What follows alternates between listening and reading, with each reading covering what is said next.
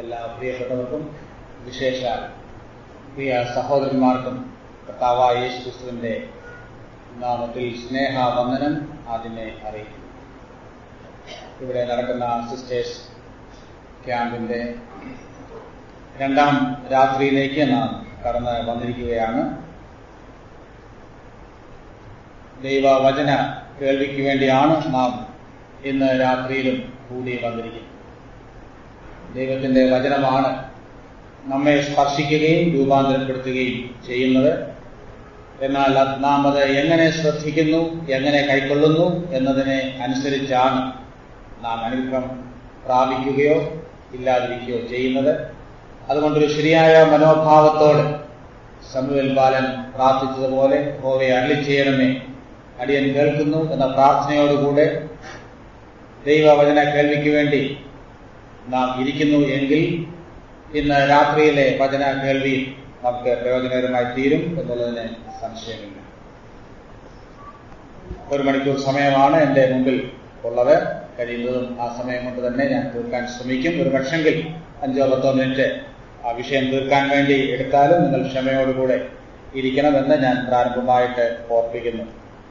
ഈ ദിവസങ്ങളിൽ ഞങ്ങൾ ഇവിടെ പഠിച്ചുകൊണ്ടിരിക്കുന്ന വിഷയം മത്തായി സുവിശേഷം 5 ആദ്യത്തെ 12 വാക്യങ്ങളിൽ വിവരിച്ചിരിക്കുന്ന ഭാഗ്യവർണ്ണന അഥവാ അനുഗ്രഹ വർണ്ണന അല്ലെങ്കിൽ ആനന്ദ വർണ്ണന എന്നതാണ്.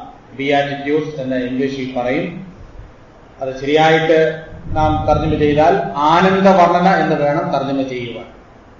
ഇന്നലെ ഞാൻ ഓർപ്പിച്ചതുപോലെ ഭാഗ്യം എന്നുള്ള വാക്ക് അത്ര ശരിയായ വാക്കല്ല. ദൈവിക അനുഗ്രഹങ്ങളുടെ വാഗ്ദാനങ്ങളാണ് വിശേഷാൽ മത്തായി 5 മുതൽ 12 വരെയുള്ള വാക്യങ്ങളിൽ ആവർത്തിച്ച് പറയുന്നത്. മലയാളം ബൈബിൾ ഭാഗ്യവാന്മാർ ഭാഗ്യവാന്മാർ എന്ന് നാം വായിക്കുന്നു. എന്നാൽ അത് അനുഗ്രഹപൂർണർ അല്ലെങ്കിൽ ആനന്ദപൂർണർ എന്നാണ് ശരിയായിട്ട് തർജ്ജമ ചെയ്യേണ്ടത്. അതിൽ 3-ാം വാക്യം 4-ാം വാക്യം 3-ാം വാക്യം നാം പൂർണ്ണമായി ചിന്തിച്ചു. 4-ാം വാക്യം ഏറെക്കുറെ ഇന്ന് രാവിലെ ചിന്തിച്ചതാണ്. അവിടെ അല്പം കൂടെ തീർക്കുവാനുണ്ട്. എന്നാൽ ഇപ്പോൾ ഞാൻ അതിനെ മുതിരുന്നില്ല. അത് ദൈവം അനുവദിച്ചാൽ നാളെ അത് ഞാൻ തീർത്തുകൊള്ളാം.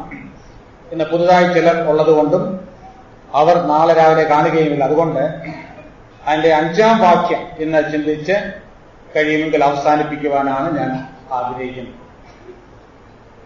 നോട്ട്സ് തുടർച്ചയായിട്ട് എഴുതിയെടുക്കുന്നവർ ഒരു പേജ് വിട്ടിട്ട് നോട്ട്സ് എഴുതിയെടുക്കണം. കാരണം 4-ാം വാക്യത്തിൽ അല്പം കൂടെ ചിന്തിക്കാനുള്ളത് നാളെ രാവിലത്തെ ക്ലാസ്സിൽ നാം പഠിക്കാൻ പോവുകയാണ്. അത് ആ നോട്ട്സ് കുറിക്കാനുള്ള അല്പം സ്ഥലം ഒരു പേജെങ്കിലും ബ്ലാങ്കായിട്ട് വിട്ടിട്ട് വേണം ഇന്നത്തെ നോട്ട്സ് കുറിക്കാനെന്നും ഓർപ്പിക്കുന്നു. മത്തായി സുവിശേഷം 5-ാം അധ്യായം അതിന്റെ 5-ാം വാക്യം ആമുഖമായിട്ട് ആർക്കെങ്കിലും ഒന്ന് വായിക്കും. സഹോദരിമാരുടെ ക്യാമ്പാണ്. സഹോദരിമാർ തന്നെ വായിക്കുക. മതി. സൗമ്യതയുള്ളവർ ഭാഗ്യവാന്മാർ, അവർ ഭൂമിയെ അവകാശമാക്കും. Blessed are the meek, for that they shall inherit the earth. Mathai 5 മുതൽ 12 വരെ ഏതാണ്ട് 9 പ്രാവശ്യം ഈ ഭാഗ്യവാന്മാർ അല്ലെങ്കിൽ അനുഗ്രഹപൂർണർ എന്ന വാക്ക് നാം കാണുന്നു. എന്നാൽ അതിന്റെ 10 മുതൽ 12 വരെ പറയുന്നത് ഒരു ആനന്ദ വർണ്ണനയായിട്ട്, ഒരു ബിയാറ്റിറ്റ്യൂഡായിട്ടാണ് സാധാരണ പരിഗണിക്കുന്നത്. അങ്ങനെയാണെങ്കിൽ മൊത്തം 8 ഭാഗ്യവർണ്ണനകൾ, ആനന്ദ വർണ്ണനകൾ ഈ ഭാഗത്ത് കർത്താവ് പഠിപ്പിക്കുന്നുണ്ട്. ഇവിടെ പറയുന്ന ഈ ആനന്ദ വർണ്ണനകളൊക്കെ ഒരു യഥാർത്ഥ ക്രിസ്തു ശിഷ്യന്റെ ശരിയായ മനോഭാവങ്ങളാണ്. Beatitudes are the right attitudes of a disciple of Christ. ഈ ആനന്ദ വർണ്ണനകളൊക്കെ ഒരു ക്രിസ്തു ശിഷ്യന്, ഒരു യഥാർത്ഥ വിശ്വാസിക്ക് ഉണ്ടായിരിക്കേണ്ട അല്ലെങ്കിൽ വളർത്തിയെടുക്കേണ്ട ശരിയായ മനോഭാവങ്ങളാണ്. ഈ ഓരോ ആനന്ദ വർണ്ണനയുടെയും ആദ്യ ഭാഗത്ത് നാം ചെയ്യേണ്ട കാര്യങ്ങളാണ് പറയുന്നത്, അല്ലെങ്കിൽ നമ്മുടെ ഉത്തരവാദിത്വമാണ്. 2-ാം ഭാഗത്ത് ദൈവം ചെയ്യുന്ന കാര്യം അഥവാ ആ വ്യവസ്ഥ നാം പാലിക്കുമ്പോൾ ലഭിക്കുന്ന അനുഗ്രഹം. ഈ നിലയിലാണ് ഈ ആനന്ദ വർണ്ണനകളെല്ലാം കർത്താവ് അവതരിപ്പിക്കുന്നത്. ബൈബിളിൽ മറ്റു ചില ഭാഗങ്ങളിലും ഇതുപോലെയുള്ള ഭാഗ്യ പ്രസ്താവന ഉണ്ടെങ്കിലും ഇതുപോലെ തുടർച്ചയായ ആനന്ദ വർണ്ണനകൾ, ഭാഗ്യവർണ്ണനകൾ വേറെ എങ്ങും കാണുന്നില്ല. അതുകൊണ്ട് ഇത് വളരെ പ്രധാനപ്പെട്ടതാണ്. ഞാൻ അധികം മുഖവര പറഞ്ഞ് നീട്ടുന്നില്ല. 3-ാം വാക്യത്തിൽ ആത്മാവിൽ ദരിദ്രരായവർ ഭാഗ്യവാന്മാർ എന്ന് പറഞ്ഞാൽ അവിടെ ഉദ്ദേശിക്കുന്ന ദാരിദ്ര്യം ആത്മാവിലുള്ള ദാരിദ്ര്യമാണ്. നമ്മുടെ താഴ്മ, ഞാൻ ആരുമല്ല, എന്റെ കൈവശം യാതൊന്നുമില്ല, ഞാൻ അയോഗ്യനാണ്, അശക്തനാണ്, അശരണനാണ് എന്ന് സമ്മതിച്ച് ഏറ്റുപറഞ്ഞ് ദൈവസന്നിധിയിൽ കടന്നു വരുന്ന, ശരണപ്പെടുന്ന ഒരുവന്റെ മനോഭാവമാണ് ആത്മാവിലുള്ള ദാരിദ്ര്യം. അങ്ങനെയുള്ളവർക്കാണ് കർത്താവ് സ്വർഗരാജ്യം വാഗ്ദാനം ചെയ്തിരിക്കുന്നത്. 4-ാം വാക്യത്തിൽ ദുഃഖിക്കുന്നവർ ഭാഗ്യവാന്മാർ. അവിടെ പറയുന്ന ദുഃഖം നമ്മുടെ തന്നെ പാപത്തെ ഓർത്തുള്ള ദുഃഖമാണ്. ദൈവഹിതപ്രകാരമുള്ള ദുഃഖമെന്ന് 2 Corinthians 10 പൗലോസ് അതിനെ വിശേഷിപ്പിക്കുന്നു. അങ്ങനെയുള്ളവർക്ക് ആശ്വാസം അഥവാ ശക്തി ലഭിക്കുമെന്നാണ് ആ വാക്യത്തിൽ പറയുന്നത്. 3-ാമത്തെ ആനന്ദവർണ്ണനയാണ് ഇന്ന് രാത്രിയിൽ നാം ചിന്തിക്കുന്നത്. സൗന്ദര്യമുള്ളവർ ഭാഗ്യവാന്മാർ, അവർ ഭൂമിയെ അവകാശമാക്കും. ഈ ആനന്ദവർണ്ണനയും നമുക്ക് വളരെ പരിചയമുള്ള ആനന്ദവർണ്ണനയാണ്. കർത്താവായ യേശുക്രിസ്തു ഈ ഭൂമിയിൽ വന്നപ്പോൾ 1-ാം നൂറ്റാണ്ടിൽ യഹൂദന്മാരുടെ ഇടയിൽ ജീവിച്ചിരുന്ന പല സമൂഹങ്ങളുണ്ട്. അവർക്കൊക്കെ ഓരോ തരത്തിലുള്ള മശിഹായ പ്രത്യാശകളും ഉണ്ടായിരുന്നു. പ്രധാനമായിട്ടും പരീശന്മാർ, ശാസ്ത്രിമാർ അവർ പ്രതീക്ഷിച്ചത് അത്ഭുതങ്ങൾ ചെയ്യുന്ന ഒരു മശിഹായാണ്. ദേ എക്സ്പെക്ടഡ് എ മിറാക്കുലസ് മെസ്സേജ്. എന്നാൽ മറ്റൊരു കൂട്ടരാണ് എരിവുകാർ. അവർ പ്രതീക്ഷിച്ചിരുന്നത് ഒരു മിലിറ്ററി മെസ്സയ, സർവ്വസൈന്യാധിപനായ ഒരു മശിഹ. ആ മശിഹ കടന്നു വന്ന് അന്നത്തെ റോമൻ സാമ്രാജ്യത്തിന്റെ ഭരണം അവസാനിപ്പിച്ച് ഒരു അക്ഷരീകമായ ഭൗമികമായ രാജ്യം സ്ഥാപിക്കും, അവർക്ക് സ്വാതന്ത്ര്യം ലഭിക്കും. ഇതവർ പ്രതീക്ഷിച്ചിരുന്നു. ഇങ്ങനെ വ്യത്യസ്തമായ പ്രതീക്ഷകൾ ഉണ്ടായിരുന്ന യഹൂദ സമൂഹത്തിലേക്ക് കർത്താവ് കടന്നു വന്നു. എന്നാൽ അവരുടെ എല്ലാം പ്രതീക്ഷകൾക്ക് വിപരീതമായി കർത്താവ് തന്നെ അവതരിപ്പിച്ചപ്പോൾ മത്തായി 11:29 കർത്താവ് പറഞ്ഞു, ഞാൻ സൗമ്യതയും താഴ്മയും ഉള്ളവനാകൊണ്ട് എന്റെ മുഖം ഏറ്റ് എന്നോട് പഠിപ്പീൻ. Jesus presented himself as a meek messiah. ഒരു വശത്ത് ആളുകൾ ഒരു മിറാക്കുലസ് മെസ്സയായ്ക്ക് വേണ്ടി, അത്ഭുതം പ്രവർത്തിക്കുന്ന മശിഹായ്ക്ക് വേണ്ടി കാത്തിരിക്കുന്നു. മറുവശത്ത് സർവ്വസൈന്യാധിപനായ ഒരു മിലിറ്ററി മെസ്സയായ്ക്ക് വേണ്ടി കാത്തിരിക്കുമ്പോൾ കർത്താവ് പറഞ്ഞു, ഞാൻ ഇങ്ങനെയുള്ള മെസ്സയ അല്ല, അങ്ങനെയുള്ള മശിഹ അല്ല, ഞാൻ സൗമ്യതയും താഴ്മയും ഉള്ളവനാണ്. നിങ്ങളുടെ ആത്മാക്കൾക്ക് ആശ്വാസം കണ്ടെത്തണമെങ്കിൽ നിങ്ങൾ എന്റെ മുഖമേറ്റ് എന്നോട് പഠിക്കണം. കർത്താവായ യേശുക്രിസ്തു സൗമ്യതയുള്ളവനായിട്ട് കടന്നു വന്നു എന്ന് മാത്രമല്ല, താനിവിടെ പറയുകയാണ്, സൗമ്യതയുള്ളവരാണ് യഥാർത്ഥ ആനന്ദം അനുഭവിക്കുന്നത്. ഇവിടെ ഭാഗ്യവാന്മാർ എന്ന് പറയുന്നത് ഇന്നലെ ഞാൻ ഓർപ്പിച്ചതുപോലെ ആത്മീക ആനന്ദത്തെക്കുറിച്ചാണ് കർത്താവ് പഠിപ്പിക്കുന്നത്. അതായത് അലൗകികമായ ആനന്ദം, കർത്താവായ യേശുക്രിസ്തുവിൽ കൂടെ ലഭിക്കുന്ന ആനന്ദം, സാഹചര്യങ്ങൾക്ക് അതീതമായ ആനന്ദം, അത് നിലനിൽക്കുന്ന ആനന്ദമാണ്, അഥവാ നിത്യമായ ആനന്ദമാണ്. ആ ഒരു ആത്മീക സന്തോഷം, ആത്മീക ആനന്ദം ലഭിക്കുവാനുള്ള അതിന്റെ വ്യവസ്ഥകളാണ് കർത്താവ് ഇവിടെ പറയുന്നത്. ആദ്യമായിട്ട് നാം ആദ്യ ഭാഗമാണ് കൂടുതൽ ചിന്തിക്കാനുള്ളത്. അതാണ് നമ്മളെ എല്ലാ പഠനത്തിലും ചെയ്യുന്നത്. 2-ാം ഭാഗം അത്രയും സമയം എടുക്കുകയില്ല. സൗമ്യതയുള്ളവർ ഭാഗ്യവാന്മാർ. എന്താണ് ഈ സൗമ്യത എന്ന് പറയുന്നത്, മീക്ക്നെസ് എന്ന് പറയുന്നത്? സൗമ്യത എന്നുള്ള പദം നമുക്കറിയാം. പലപ്പോഴും ഈ ചില കാര്യങ്ങൾ ധാരാളം കേൾക്കുന്നത് കൊണ്ട് അതിന്റെ അർത്ഥം മനസ്സിലാക്കാതെ പോവുക സ്വാഭാവികമാണ്. ഈ ചില കാര്യങ്ങൾ ആവർത്തിച്ച് കേൾക്കുമ്പോൾ ആ വാക്കറിയാം, പക്ഷേ ശരിയായ അർത്ഥം നാം ശ്രദ്ധിക്കുകയില്ല. ഈ പല തെറ്റിദ്ധാരണകൾ മനുഷ്യ സഹജമാണ്. ഞാനിങ്ങനെ കേട്ടിട്ടുണ്ട്. ഒരിക്കലും ഒരു സൺഡേ സ്കൂൾ ക്ലാസ്സിൽ ഒരു സൺഡേ സ്കൂൾ അധ്യാപകനോട് കുട്ടികൾ ഒരു സംശയം ചോദിച്ചു. നമ്മുടെ ഒന്നും സൺഡേ സ്കൂൾ അല്ല, എവിടെയാണെന്നും ചോദിക്കേണ്ട ആവശ്യമില്ല. കുട്ടികൾ ചോദിച്ച സംശയം ഇതാണ്, സാറേ ഈ സോർ സീതോൻ എന്ന് പറഞ്ഞാൽ എന്താണ്? ഈ സോർ സീതോൻ എന്ന് പലപ്പോഴും നാം പുതിയമത്തിൽ വായിക്കുന്നുണ്ട്. 2 രാജ്യങ്ങളാണ് നമുക്കറിയാം. ഏതായാലും സാറിന് അത്രത്തോളം പരിചയമില്ലായിരുന്നു. പക്ഷേ കുട്ടികൾ ചോദിച്ചപ്പോൾ ഉത്തരം പറയാതിരിക്കുന്നത് എങ്ങനെയാണ്? അദ്ദേഹം പറഞ്ഞ ഉത്തരം ഇതാണ്, അതറിയത്തില്ലേ, അവർ ഭാര്യ ഭർത്താക്കന്മാരാണ്, പഴയ നിയമത്തിലെ സോദോമും ഗൊമോറയും പോലെ എന്ന് കൂട്ടിച്ചേർന്നു. ആ ഉത്തരത്തിൽ എത്ര തെറ്റുണ്ട്? അവരെങ്ങനെയാ? അവർ ഭാര്യ ഭർത്താക്കന്മാരാണെന്നുള്ള തെറ്റാണ്. പിന്നെ പഴയ നിയമത്തിലെ സോദോമും ഗൊമോറയും പോലെ എന്ന് കൂട്ടിച്ചേർത്തു. സോദോമും ഗൊമോറയും അവരെ ഭാര്യ ഭർത്താക്കന്മാരാക്കിയാൽ അങ്ങനെയുള്ള സൺഡേ സ്കൂൾ ടീച്ചറിനെ എന്ത് ചെയ്യണമെന്ന് നിങ്ങൾ ആലോചിച്ചാൽ മതി. ഏതായാലും പോകട്ടെ, പലപ്പോഴും ഈ ശരി എന്തെന്ന് അറിയത്തുമില്ല, എന്നാൽ പല തെറ്റായ ധാരണകളും നമ്മുടെ മനസ്സിൽ കടന്നുകൂടുക സ്വാഭാവികമാണ്. മീക്ക്നെസ് എന്ന് പറയുന്നത്, അല്ലെ സൗമ്യത എന്ന് പറയുന്നത്, ഇന്നത്തെ ലോകവും കർത്താവിന്റെ കാലത്തെ ലോകവും വളരെ വിലമതിച്ച ഒരു ഗുണവിശേഷമല്ല. ഏതു കാലത്തും മനുഷ്യർ വിലമതിക്കുന്നത് ധീരത, അതിനെ വിലമതിക്കാറുണ്ട്. വലിയ ധൈര്യമുള്ളവർ, വലിയ ശക്തന്മാരായിട്ടുള്ള ആളുകളെ ആരാധിക്കുന്നവരും ആദരിക്കുന്നവരുമാണ് അന്നും ഇന്നുമുള്ളത്, അല്ലേ? ഇന്നുമുള്ളതിന്റെ തെളിവാണ്. അതുകൊണ്ടാണല്ലേ ടിവിയിലൊക്കെ ഈ സൂപ്പർമാൻ, ശക്തിമാൻ, ഇങ്ങനെയൊക്കെയുള്ള സീരിയലുകൾക്ക് ഇത്ര വലിയ പ്രിയമാകുന്നത്. അതൊക്കെ കാണാനാണ് ആളുകൾക്ക് ഇഷ്ടം. അപ്പോൾ എപ്പോഴും ശക്തിയെ ആരാധിക്കുന്ന, ശക്തന്മാരെ ആരാധിക്കുന്ന ഒരു ലോകത്തിലാണ് മനുഷ്യർ ജീവിക്കുന്നത്. കർത്താവിന്റെ കാലവും അങ്ങനെയായിരുന്നു. എന്നാൽ കർത്താവ് പറഞ്ഞു, ഞാൻ സൗമ്യതയുള്ളവനാണ്. എന്താണ് സൗമ്യത എന്ന് പറയുന്നത്? സൗമ്യത എന്ന് പറയുന്നത് ബലഹീനതയായിട്ട് പലപ്പോഴും ആളുകൾ തെറ്റിദ്ധരിക്കാറുണ്ട്. മീക്ക്നെസ് ഈസ് വീക്ക്നെസ് എന്ന് ചിലപ്പോൾ ആളുകൾ പറയും. എന്നാൽ അത് ശരിയല്ല. Weakness is not weakness. ഈ സൗമ്യത എന്ന് പറയുന്നത് അത് ഭീരുത്വമോ ബലഹീനതയോ അല്ല. പിന്നെ ചില സന്ദർഭങ്ങളിലൊക്കെ നാം സൗമ്യത വെളിപ്പെടുത്തുന്നത് എപ്പോഴാ? അത് നമുക്ക് ഭയമുള്ളപ്പോഴാ, അല്ലേ? ഒരിക്കലൊരു ബാലനോട് സൺഡേ സ്കൂൾ ക്ലാസ്സിൽ അധ്യാപകൻ ചോദിച്ചു, നിന്നെ ആരെങ്കിലും വഴിയെ പോകുമ്പോൾ ഒന്ന് തല്ലിയ അവനെ പ്രതികാരമൊന്നും ചെയ്യാതെ അവനോട് ക്ഷമിക്കാൻ നിനക്ക് കഴിയുമോ എന്ന് ചോദിച്ചു. അപ്പോൾ ആ കുട്ടി പറഞ്ഞു, അത് തല്ലുന്ന ആൾ ആരാണെന്നുള്ളത് അനുസരിച്ചിരിക്കും. ആ തല്ലുന്ന ആൾ എന്നെക്കാട്ടിൽ ശക്തനും എന്നെക്കാട്ടിൽ പ്രായമുള്ള ആളാണെങ്കിൽ ഞാനങ്ങ് ക്ഷമിക്കും, അല്ലെങ്കിൽ ക്ഷമിക്കുകയില്ല എന്നുള്ളത്. കാര്യം മനസ്സിലായല്ലോ? പലപ്പോഴും അത് കുട്ടിയുടെ ഉത്തരവാണെങ്കിലും നമ്മൾ ഇങ്ങനെ ചെയ്യുന്നത്. നാം പലപ്പോഴും സൗമ്യത കാണിക്കുന്നത് നമുക്ക് പ്രതികരിക്കുവാനും പ്രതികാരം ചെയ്യാനും കഴിയാത്ത സാഹചര്യങ്ങളിൽ നാം സൗമ്യത കാണിക്കും. എന്നാൽ പ്രിയപ്പെട്ടവരെ, വേദപുസ്തകം വെളിപ്പെടുത്തുന്ന സൗമ്യത എന്ന് പറയുന്നത് ആ നിലയിലുള്ള ഭീരുത്വമോ ബലഹീനതയോ അല്ല. കർത്താവായ യേശുക്രിസ്തുവാണ് സൗമ്യതയുടെ ഏറ്റവും വലിയ ഉദാഹരണം. എന്താണ് ഈ സൗമ്യത എന്ന് പറയുന്നത്?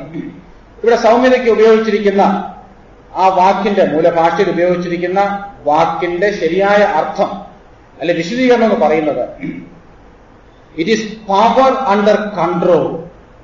നിയന്ത്രണ വിധേയമായ ശക്തിയാണ് സൗമ്യത എന്ന് പറയുന്നത്. അതിനാണ് സൗമ്യത എന്ന് വിളിച്ചിരിക്കുന്നത്.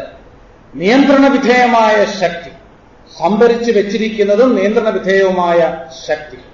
ചില ഉദാഹരണങ്ങൾ പറഞ്ഞാൽ, അതിന് ഉദാഹരണമായിട്ട് പറയുന്നത്, ഇപ്പോൾ നാം ഇങ്ങനെ ചിന്തിക്കുക, ഒരു കാട്ടാനയും നാട്ടാനയും തമ്മിലുള്ള വ്യത്യാസമുണ്ട്. എന്താ വ്യത്യാസം? രണ്ടിനും ഒരേ ശക്തിയാണ്. എന്നാൽ നാട്ടിലെ ആന അതിനെ മെരുക്കിയെടുത്ത് അതിനെ പരിശീലിപ്പിച്ച് ഒരു പാപ്പാൻ കൊണ്ടു നടക്കുമ്പോൾ അതിന് കാട്ടാനയുടെ ശക്തി ഉണ്ടെങ്കിലും അതിന്റെ ശക്തി എന്താണ്? നിയന്ത്രണ വിധേയമാണ്. It is under control. അങ്ങനെ നിയന്ത്രണ വിധേയമായ ശക്തിയെ വിശേഷിപ്പിക്കാൻ ഉപയോഗിക്കുന്ന പദമാണ് സൗമ്യത. കാട്ടുകുതിരയും നാട്ടിലെ കുതിരയും തമ്മിലുള്ള വ്യത്യാസം പോലെ. അല്ലെങ്കിൽ നമുക്കറിയാം, ഒരു ഇടുക്കി ഡാം, അവിടെ വെള്ളം ഇങ്ങനെ സംഭരിച്ച് നിർത്തിയിരിക്കുകയാണ്. അതിന് ശക്തിയുണ്ടോ? ഉണ്ട്. ആ ഡാമിന്റെ ശക്തി വരണമെങ്കിൽ ഡാം തുറന്നു വിടണമല്ലേ? എന്നാൽ അത് വളരെ കൺട്രോൾഡ് ആയിട്ട് ആ വെള്ളം തുറന്നു വിടുമ്പോൾ അത് ഇടുക്കിയിലെ ജനറേറ്റർ, അതിന്റെ ടർബൈനൊക്കെ വർക്ക് ചെയ്യാൻ തക്കവണ്ണം പ്രയോജനപ്പെടും. എന്നാൽ ഡാം പൊട്ടിയാലോ? അന്നേരം ശക്തിയുണ്ട്, പക്ഷെ അത് ഡിസ്ട്രക്റ്റീവ്. അപ്പോൾ ശക്തി സംഭരിച്ചു വെച്ച് നിയന്ത്രണ വിധേയമായി അത് ഉപയോഗിക്കുന്നതിനെയാണ് സൗമ്യത എന്ന് പറയുന്നത്. കേവലം താഴ്മയല്ല സൗമ്യത, അതിനേക്കാൾ ആഴമേറിയ അർത്ഥമാണ് സൗമ്യതയ്ക്കുള്ളത്. സൗമ്യതയും താഴ്മയും പലപ്പോഴും പര്യായ പദങ്ങളായിട്ട് നാം ഉപയോഗിക്കാറുണ്ട്. എന്നാൽ താഴ്മയേക്കാൾ കുറച്ചുകൂടെ ആഴത്തിലുള്ള അർത്ഥം ഈ സൗമ്യതയ്ക്കുണ്ട് എന്നുള്ളത് മറന്നു പോകട്ടെ. പഴയ നിയമത്തിലെ ഒരു വാക്യം നമുക്ക് വായിക്കാം. സദൃശവാക്യങ്ങൾ 16:32. ഈ ആശയം അവിടെ വെളിവാകുന്നുണ്ട്. സൗമ്യത എന്നുള്ള വാക്ക് വരുന്നില്ലെങ്കിലും വേറൊരു വാക്കാണ് അവിടെ ഉപയോഗിക്കുന്നത്. സദൃശവാക്യങ്ങൾ 16:32.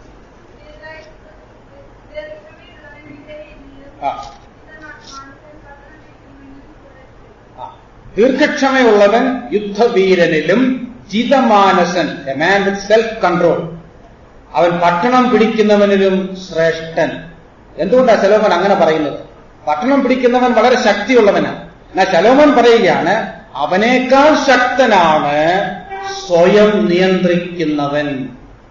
ഒരുവൻ അവനെ തന്നെ നിയന്ത്രിക്കുവാൻ തക്കവണ്ണം കഴിവുള്ളവനാണെങ്കിൽ അവനാണ് വലിയ വീരനിലും യോദ്ധാവിലും ശക്തൻ. അതാണ് പവർ അണ്ടർ കൺട്രോൾ എന്ന് പറയുന്നത്. അതാണ് സൗമ്യത എന്ന് പറയുന്നത്. അതതിന്റെ വാക്കിന്റെ അർത്ഥം. എന്റെ എല്ലാ പഠനങ്ങളും നിങ്ങൾ ശ്രദ്ധിച്ചു കാണും. വാക്കിന്റെ അർത്ഥവും നാം പഠിക്കണം. പിന്നെ അതിന്റെ പ്രാക്ടിക്കൽ മീനിങ്ങിലേക്ക് വരണം. ബൈബിളിലെ ഏത് വിഷയം പഠിക്കുമ്പോഴും അതിന്റെ പ്രായോഗിക അർത്ഥം കൂടെ മനസ്സിലാക്കണം. ദൈവഭക്തിയെക്കുറിച്ച് പഠിച്ചപ്പോഴും നാം അത് പഠിച്ചായിരുന്നു. രാവിലെ ഗ്രൂപ്പ് സ്റ്റഡിയിൽ പഠിച്ചത് നിങ്ങൾക്ക് ഓർമ്മ കാണാം. What is the practical meaning of meekness? അതും അറിയേണ്ടത് ആവശ്യം. കാരണം ഈ പല കാര്യങ്ങളും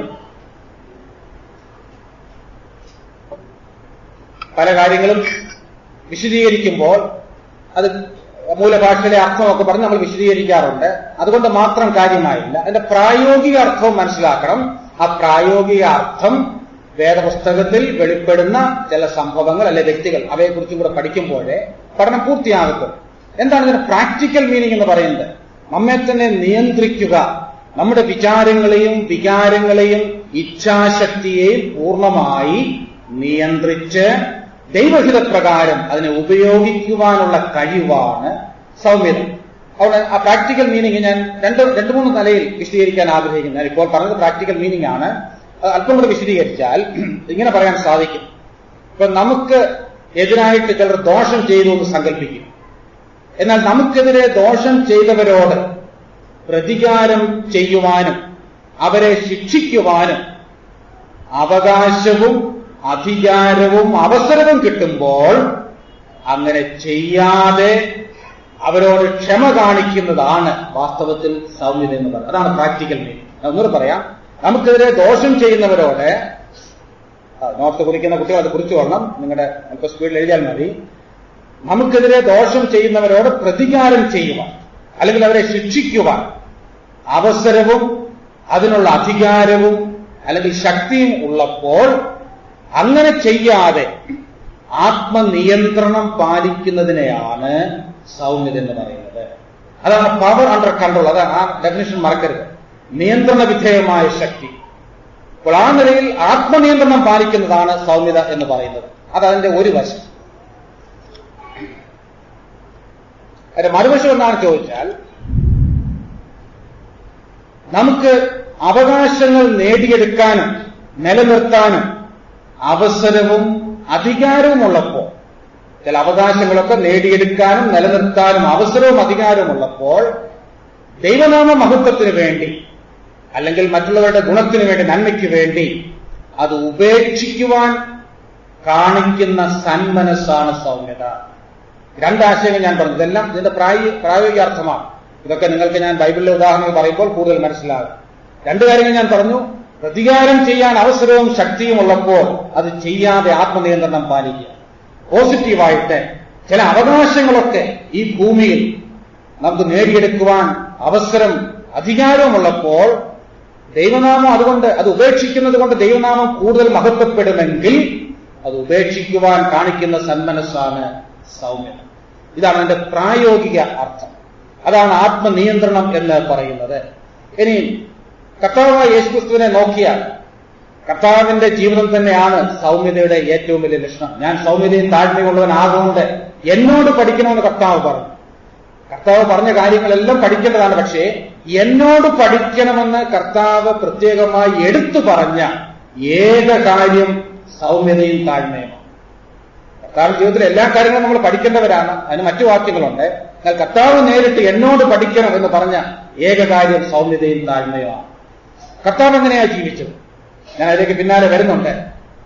ഈ ലോകത്തിന്റെ അടയാളം എന്ന് പറയുന്നത് ഒരു എഴുത്തുകാരൻ ഇങ്ങനെ പറഞ്ഞിട്ടുണ്ട്, അത് ചുരുട്ടിയ മുഷ്ടിയാണ്. അല്ലെ, അങ്ങനെയാണ് ഇംഗ്ലാവ് വിളിക്കുന്നത്. ചുരുട്ടിയ മുഷ്ടിയാണ് ഈ ലോകത്തിലെ മനുഷ്യരുടെ ചിഹ്നം, അല്ലെ, അടയാളം. അവകാശങ്ങൾക്ക് വേണ്ടിയുള്ള പോരാട്ടം. എന്നാൽ കർത്താവായ യേശുക്രിസ്തു ക്രൂശിൽ മരിച്ചപ്പോ അവന്റെ കൈ എങ്ങനെയായിരുന്നത്? കൈ ഇങ്ങനെ ചുരുട്ടിപ്പിടിച്ചിരിക്കുകയായിരുന്നു? അല്ല, തുറന്ന കൈയുമായിട്ട് ആണ് കർത്താവ് ക്രൂശിൽ കിടക്കുന്നത്. എന്ന് പറഞ്ഞാൽ ഈ ഭൂമിയിൽ എന്റെ അവകാശങ്ങളെല്ലാം ഞാൻ ഉപേക്ഷിക്കുന്നു എന്ന് മൗനമായി പ്രഖ്യാപിക്കുന്നത് പോലെ താൻ തുറന്ന കൈയുമായിട്ടാണ് ക്രൂശിൽ മരിച്ചത്. കർത്താവ് തുറന്ന കൈയുമായിട്ട് ഈ ഭൂമിയിൽ ജീവിച്ചു, തുറന്ന കരങ്ങളുമായിട്ട് ക്രൂശിതനായി തീരുകയാണ്. അതാണ് കർത്താവാണ് നമ്മുടെ മാതൃക. അതുകൊണ്ട് എല്ലാം ഗ്രാബ് ചെയ്യുവാനുള്ള, എല്ലാം പിടിച്ചിറക്കാനുള്ള ഒരു വ്യഗ്രതയോടാണ് മനുഷ്യൻ ഈ ഭൂമിയിൽ പറന്നു വീഴുന്നത് തന്നെ, അല്ലേ? നമുക്കറിയാം, ഈ കൊച്ചു കുഞ്ഞുങ്ങൾ, ഈ ഒരു ജനിക്കുന്ന കുട്ടി എങ്ങനെയാ കൈ സാധാരണ പിടിച്ചിരിക്കുന്നത്? ശ്രദ്ധിച്ചിട്ടുണ്ടോ? കൊച്ചുകുട്ടികളുടെ കൈ എങ്ങനെയാ ഇങ്ങനെ തുറന്നു വെച്ചിരിക്കുകയാണ്? അല്ല, അവരിങ്ങനെ മുഷ്ടി ചുരുട്ടി പിടിച്ചിരിക്കുക, അല്ലേ? ജനിക്കുമ്പോൾ തന്നെ ചുരുട്ടിയ കൈയുമായിട്ട് മുഷ്ടിയുമായിട്ടാണ് കുഞ്ഞുങ്ങൾ ജനിക്കുന്നത്. എന്താണ് അവർ പറയുന്നത്? This is mine, this is mine, ഇതെല്ലാം എന്റേതാണ്, ഇതെല്ലാം ഞാൻ പിടിച്ചിറക്കാൻ വേണ്ടി വന്നതാണ്. ഈ ഒരു മനോഭാവത്തോടാണ് മനുഷ്യൻ ഈ ഭൂമിയിൽ പറന്നു വീഴുന്നത്. എന്നാൽ സൗമ്യത എന്ന് പറയുന്നത് എനിക്ക് അവകാശങ്ങളൊന്നുമില്ല, പ്രത്യേകിച്ചും ദൈവസന്നിധിയിൽ വരുമ്പോ ഞാൻ എന്റെ അവകാശങ്ങളൊക്കെ പരിത്യജിക്കുന്നു, വെറും കൈയായി ഞാനിതാ ക്രൂശിൽ മാത്രം നമ്പുന്നു. ഈ മനോഭാവത്തോടെ, അത് ഇന്നലെ നാം ചിന്തിച്ചതാണ്, വരുന്നത് ആ ഒരു മനോഭാവമാണ് സൗമ്യതയുടെ മനോഭാവം. ഞാൻ 2 ആശയങ്ങൾ പറഞ്ഞു. ഇനി ഇത് വെളിവാക്കുന്ന, ഈ സൗമ്യത വെളിപ്പെടുത്തിയ അനേക ഭക്തന്മാർ വേദപുസ്തകത്തിന്റെ താളുകളിൽ നമുക്ക് കാണാൻ സാധിക്കും. അവരുടെ ജീവിതത്തിലെ ചില ഉദാഹരണങ്ങൾ പറഞ്ഞ് ഈ ഭാഗം ഒന്ന് വിശദീകരിക്കാൻ എനിക്ക് താല്പര്യമുണ്ട്. പെട്ടെന്ന് നമുക്ക് അബ്രഹാമിന്റെ ജീവിതത്തിലേക്ക് പോകാം. വിശ്വാസികളുടെ പിതാവായ വിശ്വാസവീരനായ അബ്രഹാമാണ് പല വിഷയങ്ങളും നാം വിശദീകരിക്കുമ്പോൾ ഉദാഹരണമായിട്ട് എടുക്കുന്നത്. ഈ കാര്യത്തിൽ അബ്രഹാം തന്നെയാണ് ഏറ്റവും നല്ല മാതൃക. ഉൽപ്പത്തി പുസ്തകം 13-ാം അധ്യായത്തിലേക്ക് വരുമ്പോൾ അവിടെ അബ്രഹാം ഈ സൗമ്യത വെളിപ്പെടുത്തിയത്, അവിടെ സൗമ്യത എന്നുള്ള വാക്ക് വരുന്നില്ല, ഈ ആശയം വളരെ വ്യക്തമായിട്ട് വരുന്നുണ്ട്. ആ വെളിപ്പെടുത്തിയ ഒരു സംഭവം അവിടെ രേഖപ്പെടുത്തിയിട്ടുണ്ട്. ഉൽപ്പത്തി 13-ാം അധ്യായത്തിൽ നമുക്ക് അതിന്റെ ചരിത്രം അറിയാം. ആദ്യത്തെ 5-6 വാക്യങ്ങൾ വായിക്കേണ്ട, വായിക്കുമ്പോൾ അറിയാം. അവിടെ അബ്രഹാം ഇങ്ങനെ ദൈവം വിളിച്ചു. അബ്രഹാം കനാൻ ദേശത്തേക്ക് പോവുകയാണ്. പിന്നാലെ ലോത്തും പുറപ്പെടുന്നു. ഇവർ രണ്ടുപേരും സമ്പന്നരായി തീർന്നു. എന്നാൽ സമ്പന്നരായി തീർന്നപ്പോൾ ഒരു ചെറിയ പ്രശ്നം ഉണ്ടായല്ലേ? എന്താ പ്രശ്നം ഉണ്ടായത്? അവിടെ 6-ാം വാക്യത്തിൽ നാം ഇങ്ങനെ വായിക്കുന്നു, അവർ ഒന്നിച്ചു പാർപ്പാൻ തക്കവണ്ണം ദേശത്തിന് അവരെ വഹിച്ചുകൂടാഞ്ഞു.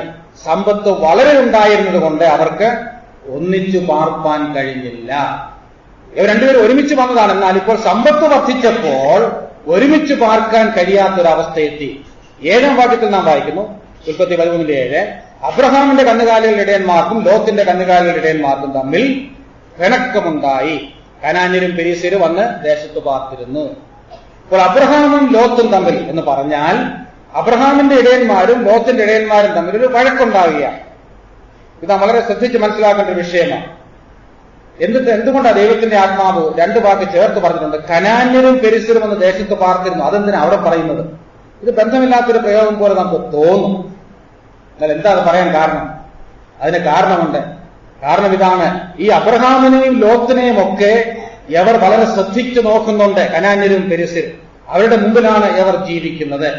ശരി, ഇങ്ങനൊരു വഴക്കുണ്ടായപ്പോൾ ഈ വഴക്ക് എങ്ങനെയാണ്, ഈ പ്രശ്നം എങ്ങനെയാണ് ഭക്തനായ അബ്രഹാം തീർത്തതെന്നുള്ളത് നാം ശ്രദ്ധിച്ച് മനസ്സിലാക്കണം. ശരി, ഇത് തീർക്കാൻ വേണ്ടി ആരാണ് മുൻകൈ എടുത്തത്? ക്ലാസ് ആണല്ലോ, അവിടെ ചോദ്യം ചോദിക്കുക, ആരാ മുൻകൈ എടുത്തത്? അബ്രഹാം തന്നെയാണല്ലേ? ഇവിടെ ഒന്നുകൊണ്ട് ഞാൻ ഒരു പടിയുടെ കടന്നു പറയട്ടെ. ശരി, 2 വ്യക്തികൾ തമ്മിൽ വഴക്കുണ്ടായാൽ ആ പ്രശ്നം തീർക്കാൻ ആരാ മുൻകൈ എടുക്കേണ്ടത്? നിങ്ങൾ സങ്കല്പിക്കുക, സഭയിൽ ഒരു പ്രശ്നം ഉണ്ടാകുന്നു, ഒരു പ്രായം കൂടിയ വ്യക്തിയും പ്രായം കുറഞ്ഞ വ്യക്തിയും തമ്മിൽ ഒരു പ്രശ്നം ഉണ്ടാകുന്നു, സങ്കല്പിക്കും. ഇത് സങ്കല്പമാണ്, നിങ്ങളുടെ സഭയിൽ പ്രശ്നമൊന്നുമില്ലെന്ന് എനിക്കറിയാം, ഇത് സങ്കല്പം മാത്രം. അങ്ങനെ ഒരു പ്രശ്നം ഉണ്ടായാൽ ആ വഴക്ക് തീർക്കാൻ വേണ്ടി ആരാ മുൻകൈ എടുക്കേണ്ടത്? പ്രായം കൂടിയ ആളാണോ കുറഞ്ഞ ആളാണോ? കൂടിയ ആളാണല്ലേ? കൂടിയ ആളാണെന്ന് പ്രായം കുറഞ്ഞവർ പറയും, പ്രായം കൂടിയവർ പറയും കുറഞ്ഞ ആളാണ്. ശരി, ഒരു വീട്ടിൽ ഭാര്യയും ഭർത്താവും തമ്മിൽ വഴക്കുണ്ടായാൽ ആരാ മുൻകൈ എടുക്കേണ്ട പ്രശ്നം തീർക്കാൻ? അത് ഉടനെ ഉത്തരം പറയും, ഭർത്താവാണ്. കാരണം പുരുഷന്മാർ കുറവാണ്, അതുകൊണ്ട് നിങ്ങളാ മെജോറിറ്റി. ആര് പറഞ്ഞ ഭർത്താവ് മുൻകൈ എടുക്കേണ്ടതെന്ന്? ആ 2 ചോദ്യങ്ങളുടെ ഉത്തരം അവിടെ നിൽക്കട്ടെ. ശരി, നമ്മൾ ഉൽപ്പത്തി പുസ്തകത്തിൽ എടുക്കണ്ട. ഉൽപ്പത്തി പുസ്തകം 3-ാം അധ്യായത്തിൽ ഒരു സംഭവം വായിക്കുന്നുണ്ട്. ദൈവവും മനുഷ്യനും തമ്മിൽ ഒരു പ്രശ്നമുണ്ടായി, അല്ലേ? മനുഷ്യൻ പാപത്തിൽ വീണു, ദൈവവുമായിട്ട് അകന്നു പോയി. ആ പ്രശ്നം പരിഹരിക്കാൻ ആരാ മുൻകൈ എടുത്തത്? മനുഷ്യനാണോ ദൈവമാണോ? ദൈവം തന്നെയാ, സംശയമൊന്നുമില്ലല്ലേ? അതുകൊണ്ട് 2 പേർ തമ്മിൽ പ്രശ്നമുണ്ടായാൽ ആര് മുൻകൈ എടുക്കണമെന്ന് ചോദിച്ചാൽ നിങ്ങൾ പറഞ്ഞ ഉത്തരവെല്ലാം ഒന്നും ശരിയല്ല, എല്ലാം തെറ്റാണ്. അതിന്റെ ഉത്തരം ഇതാണ്, ഏത് വ്യക്തിക്കാണോ കൂടുതൽ ദൈവിക സ്വഭാവമുള്ളത് ആ വ്യക്തി മുൻകൈ എടുക്കും. അതാണ് എന്റെ ഉത്തരം. അപ്പോഴറിയാം ഭാര്യയ്ക്കാണോ ഭർത്താവിനാണോ ദൈവിക സ്വഭാവം കൂടുതലുള്ളതെന്ന്. അപ്പോഴറിയാം പ്രായം കൂടിയവർക്കാണോ കുറഞ്ഞവർക്കാണോ ദൈവിക സ്വഭാവം ഉള്ളതെന്ന്. ഇവിടെ അബ്രഹാം മുൻകൈ എടുത്തു. എന്തുകൊണ്ടാ? അബ്രഹാം ഭക്തനാണ്, അതുകൊണ്ടാണ് മുൻകൈ എടുത്തത്. ഇനി എങ്ങനെ ആ പ്രശ്നം സോൾവ് ചെയ്ത്, അത് പ്രത്യേകം ശ്രദ്ധിക്കണം. അബ്രഹാം പറയുകയാണ്, അബ്രഹാം ലോത്തിനോട്, എനിക്കും 8-ാം വാക്യം, എനിക്കും നിനക്കും എന്റെ ഇടയന്മാർക്കും നിന്റെ ഇടയന്മാർക്കും തമ്മിൽ പിണക്കമുണ്ടാകരുതേ. നാം സഹോദരന്മാരല്ലോ, ദേശമെല്ലാം നിന്റെ മുമ്പാകില്ലയോ, എന്നെ വിട്ടു പിരിഞ്ഞാലും. അടുത്ത വാക്യം ശ്രദ്ധിക്കണം. എന്താ അബ്രഹാം പറയുന്നത്? ആ വാക്യം എടുത്തോ. നീ ഇടത്തോട്ടെങ്കിൽ ഞാൻ വലത്തോട്ട് പോയിക്കൊള്ളാം, നീ വലത്തോട്ടെങ്കിൽ ഞാൻ ഇടത്തോട്ട് പോയിക്കൊള്ളാം എന്ന് പറഞ്ഞു. ഇതാണ് അബ്രഹാം വെച്ച ഒരു പ്രശ്നം പരിഹരിക്കുക. ഇവിടെ നാം മനസ്സിലാക്കേണ്ട ഒരു കാര്യം, ഇനി നമുക്ക് അബ്രഹാമും ലോത്തും തമ്മിലുള്ള ബന്ധം എന്താണെന്ന് ചിന്തിക്കാം. ഇവർ തമ്മിലുള്ള ബന്ധമെന്ന് ഇവർ തമ്മിൽ ആർക്കാണ് പ്രായം കൂടുതൽ? ആർക്കാ? പെട്ടെന്ന് പറ. ആരാ സീനിയർ? തീർച്ചയായിട്ടും അബ്രഹാം തന്നെയാ, സംശയമൊന്നുമില്ല. ആരെയാ ദൈവം വിളിച്ചത്? അബ്രഹാമിനെയാ വിളിച്ചത്, അല്ലേ? ഇനി ഇവർ തമ്മിലുള്ള ബന്ധം എന്താണെന്ന് ചോദിച്ചാൽ, ഈ ലോത്ത് അബ്രഹാമിന്റെ സഹോദര പുത്രനാണ്. അപ്പോൾ ഈ ലോത്തിനെ സംബന്ധിച്ച് അബ്രഹാം ആരാ? നമ്മൾ ഇംഗ്ലീഷിൽ പറയാം അങ്കിളാണെന്ന് എന്ന് പറഞ്ഞാൽ, ഒരു പിതാവിന്റെ സ്ഥാനത്ത് നിൽക്കുന്ന വ്യക്തിയാണ് അബ്രഹാം. പിതൃതുല്യനാണ്. അപ്പൊ നോക്കുക, പ്രായം നോക്കിയാൽ, സീനിയോറിറ്റി നോക്കിയാൽ അബ്രഹാമാണ് സീനിയർ. ദൈവം വിളിച്ച കാര്യം നോക്കിയാൽ അബ്രഹാമിനെയാണ് ദൈവം വിളിച്ചത്. ഇനി ഇവർ തമ്മിലുള്ള രക്തബന്ധം നോക്കിയാലും ലോത്തിനേക്കാൾ എല്ലാം കൊണ്ടും സ്ഥാനമുള്ളത് അബ്രഹാമിനാണ്. ഇങ്ങനെ ഒരു സമയത്ത് നാം ഇങ്ങനെ ചിന്തിക്കുക. അബ്രഹാം പറയുക, ലോത്തിനെ വിളിച്ച്, തന്റെ അനന്തരവനായ ലോത്തിനെ വിളിച്ച് ഇങ്ങനെ പറയുക, നോക്ക്, ദൈവം എന്നെ വിളിച്ചു, നീ എന്റെ കൂടെ വന്നു, അതൊക്കെ കൊള്ളാം. ഒരു കാര്യം ചെയ്യും, ഈ ദേശമെല്ലാം നമ്മുടെ മുമ്പാകിരിക്കുന്നു, എനിക്ക് വേണ്ട ദേശം ഞാൻ അങ്ങ് തെരഞ്ഞെടുക്കും, അത് കഴിഞ്ഞിട്ട് ബാക്കി എന്തെങ്കിലും ഉണ്ടെങ്കിൽ നീ തെരഞ്ഞെടുത്ത് കൊള്ളുക.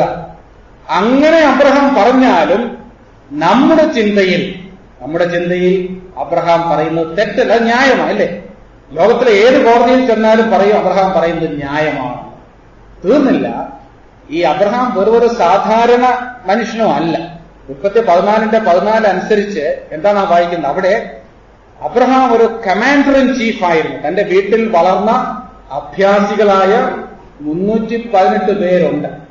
എന്ന് പറഞ്ഞാൽ ഈ ലോത്തിനെ ഭയം നല്ല അബ്രഹാം ഇവിടെ ഒരു കോംപ്രമൈസിന് മുതിരുന്നത്. എന്താണ് സൗമ്യത? It is power under control. It is not weakness. Weakness is not weakness. അത് പവർ അണ്ടർ കൺട്രോൾ എന്ന് പറഞ്ഞാൽ അബ്രഹാമിന് ഇവിടെ എന്ത് തീരുമാനവും എടുക്കുവാനുള്ള അവകാശമുണ്ട്, അധികാരമുണ്ട്, അവസരവുമുണ്ട്. താൻ എന്തു ചെയ്താലും ആരും ചോദിക്കുകയില്ല. എന്നാൽ ഇവിടെയാണ് അബ്രഹാം സൗമ്യത വെളിപ്പെടുത്തുന്നത്. അബ്രഹാം പറയുകയാണ്, നിനക്കിഷ്ടമുള്ളത് നീ തെരഞ്ഞെടുക്കുക. അപ്പോൾ ആദ്യം തെരഞ്ഞെടുക്കുവാനുള്ള അവകാശം ലോത്തിന് വിട്ടുകൊടുത്തുകൊണ്ട് അബ്രഹാം തന്റെ സൗമ്യത വെളിപ്പെടുത്തുകയാണ്. സൗമ്യതയെക്കുറിച്ച് ഞാൻ പറഞ്ഞ പ്രായോഗിക നിർവചനങ്ങളൊക്കെ നിങ്ങൾ ഇപ്പോഴാണ് ഓർക്കേണ്ടത്. എന്താ ഞാൻ പറഞ്ഞത്? പ്രതികാരം ചെയ്യുവാനും ശിക്ഷിക്കുവാനുമുള്ള അവസരവും അധികാരവും ഉള്ളപ്പോൾ അങ്ങനെ ചെയ്യാതെ ആത്മനിയന്ത്രണം പാലിക്കുന്നതാണ് സൗമ്യത. അല്ലെങ്കിൽ അവകാശങ്ങളൊക്കെ നേടാനും നിലനിർത്താനും അവസരവും അധികാരവും ഉള്ളപ്പോൾ അത് അങ്ങനെ ചെയ്യാതെ ദൈവനാമ മഹത്വത്തിനു വേണ്ടി അവകാശങ്ങൾ പരിത്യജിക്കുന്നതാണ്, വിട്ടുകൊടുക്കുന്നതാണ് സൗമ്യത. പ്രിയമുള്ളവരെ, അതിന്റെ ഏറ്റവും നല്ല മാതൃകയാണ് അബ്രഹാം. അങ്ങനെ അബ്രഹാം വിട്ടുകൊടുത്തു, അങ്ങനെ ആ പ്രശ്നം പരിഹരിച്ചു. പക്ഷെ അതുകൊണ്ട് അബ്രഹാമിന് എന്തെങ്കിലും നഷ്ടമുണ്ടായോ? ഇന്നും ഈ പറയുന്ന പ്രദേശങ്ങളൊക്കെ അബ്രഹാമിന്റെ സന്തതിയാണ് അനുഭവിക്കുന്നത്. ലോത്ത് കിഴക്കോട്ട് നോക്കി നീരോട്ടമുള്ള സ്ഥലത്തേക്ക് പോയി സോദോം ഗൊമോറ, അതിനെന്ത് പറ്റിയെന്ന് നമുക്കറിയാം. പോട്ടെ, അതിന് കൂടുതൽ വിവരിക്കാൻ എനിക്ക് സമയമില്ല. ഞാൻ പറഞ്ഞു വന്നതിന്റെ താല്പര്യം ഇതാണ് സൗമ്യത എന്ന് പറയുന്നത്. This is the practical manifestation of meekness. ഇതാണ് സൗമ്യതയുടെ പ്രായോഗികമായ പ്രദർശനം. വീണ്ടും മുന്നോട്ട് പോകാം. മറ്റൊരു ഉദാഹരണമാണ് യോസഫിന്റെ ഉദാഹരണം. ഉൽപ്പത്തി 50 നാം അത് കൂടുതൽ വായിക്കുന്നത്. അവിടെയും സമയം ലാഭിക്കാൻ വേണ്ടി ചരിത്രം ഞാൻ പെട്ടെന്ന് പറയാം. യോസഫിനെ തന്റെ സഹോദരന്മാർ വളരെയധികം പീഡിപ്പിച്ചു. ഒടുവിൽ അവനെ മിദ്യാന്യർക്ക് വിൽക്കുന്നു. പൊത്തിഫറിന്റെ വീട്ടിൽ ചെല്ലുന്നു. അവിടെ നിന്ന് യോസഫ് കുണ്ടറയിലേക്ക് അഥവാ ജയിലിലേക്ക് അയക്കപ്പെടുന്നു. എന്നാൽ ദൈവം യോസഫിനെ ഉയർത്തി അവിടെ മിസ്രയീം ദേശത്തെ ദേശാധിപതിയായിട്ട്, നമ്മൾ ഇന്നത്തെ ഭാഷയിൽ പറഞ്ഞാൽ പ്രൈം മിനിസ്റ്ററായിട്ട്, പ്രധാനമന്ത്രിയായിട്ട് ദൈവം യോസഫിനെ ഉയർത്തുകയാണ്. എന്നാൽ അതിനു മുമ്പുള്ള 10-13 വർഷങ്ങൾ യോസഫ് വളരെയധികം പീഡിപ്പിക്കപ്പെട്ടു. തന്റെ സഹോദരന്മാർ തന്നെ പീഡിപ്പിച്ചു. മാത്രമല്ല പൊത്തിഫറിന്റെ ഭാര്യയും തന്നെ ഒരർത്ഥത്തിൽ ഉപദ്രവിച്ചു. പൊത്തിഫറിന്റെ ഭാര്യ മുഖാന്തരമാണ് ജയിലിൽ പോകേണ്ടതായിട്ട് വന്നത്. ശരി, ഈ സംഭവങ്ങളൊക്കെ കഴിഞ്ഞ് ഒരു ദിവസം യോസഫ് മിസ്രയീമിന്റെ ദേശാധിപതിയായിട്ട് ഉയർത്തപ്പെടുകയാണ്. ഇങ്ങനെ ഒരു സ്ഥാനം നമ്മൾ ചിന്തിച്ചു നോക്കാം. നമ്മൾ ആരെങ്കിലും ഈ യോസഫിന്റെ സ്ഥാനത്തായിരുന്നു എങ്കിൽ ഇതുപോലൊരു സ്ഥാനവും ഇതുപോലെ നമ്മുടെ ബാക്ക്ഗ്രൗണ്ടും ചിന്തിക്കുക. ആ ഒരു അധികാരം കിട്ടുമ്പോൾ നാം ആദ്യം എന്തായിരിക്കും ചെയ്യുന്നത്? എന്തായിരിക്കും ഊഹിച്ച് പറഞ്ഞാൽ എന്തായിരിക്കും നമ്മൾ ചെയ്യുന്നത്? എനിക്ക് തോന്നുന്നു നാം ആണെങ്കിൽ ആദ്യം ചെയ്യുന്നത് ആ പൊത്തിഫറിന്റെ ഭാര്യയെ ജയിലിൽ അടയ്ക്കുന്ന അതിനുള്ള കൽപ്പനയായിരിക്കും വരുന്നത്, അല്ലേ? കാരണം 13 വർഷം മുമ്പ് നടന്ന ആ സംഭവം മറക്കാൻ പറ്റുകയില്ല. എന്നാൽ ജോസഫ് അങ്ങനെ ചെയ്തതായിട്ട് നാം അതൊന്നും വായിക്കുന്നില്ല. തനിക്കിപ്പോൾ തന്നെ ജയിലിലേക്ക് അയച്ച ആ സ്ത്രീയെ ശിക്ഷിക്കുവാനുള്ള എല്ലാ അധികാരവുമുണ്ട്. മിക്കവാറും ആ പൊത്തിഫറിന്റെ ഭാര്യ ഇപ്പോഴും ജീവിച്ചിരിപ്പുണ്ട്. എന്നാൽ താൻ അങ്ങനെ ചെയ്യുന്നില്ല. തീർന്നില്ല. കുറെ കഴിയുമ്പോൾ യോസഫിനെ ഉപദ്രവിച്ച ഈ മിദ്യാന്യർക്ക് വിറ്റ ഈ സഹോദരന്മാരെന്താ ചെയ്തത്? അവർ ഭക്ഷണം തേടി, കനാൻ നാട്ടിൽ ക്ഷാമമായതുകൊണ്ട് ഭക്ഷണം അന്വേഷിച്ച് ഇവിടെ യോസഫിന്റെ മുമ്പിൽ വന്നു നിൽക്കുകയാണ്. ആ സമയത്തും തനിക്ക് അവരെ ചോദ്യം ചെയ്യാനും പ്രതികാരം ചെയ്യാനുമുള്ള നല്ല അവസരമാണ് കിട്ടിയിരിക്കുന്നത്. എന്നാൽ ആ സമയത്തൊന്നും യോസഫ് പ്രതികാരം ചെയ്യുന്നില്ല. ഈ 50-ാം അധ്യായത്തിലേക്ക് വരുമ്പോൾ അതിന്റെ 15-ാം വാക്യം വായിക്കാം. യോസഫ് യാക്കോബ് മരിച്ചു കഴിഞ്ഞപ്പോൾ ഈ യോസഫിന്റെ സഹോദരന്മാർ അന്യോന്യം പറഞ്ഞ ഒരു കാര്യമുണ്ട്. ഉൽപ്പത്തി 50:15 പെട്ടെന്ന് എടുക്കാം.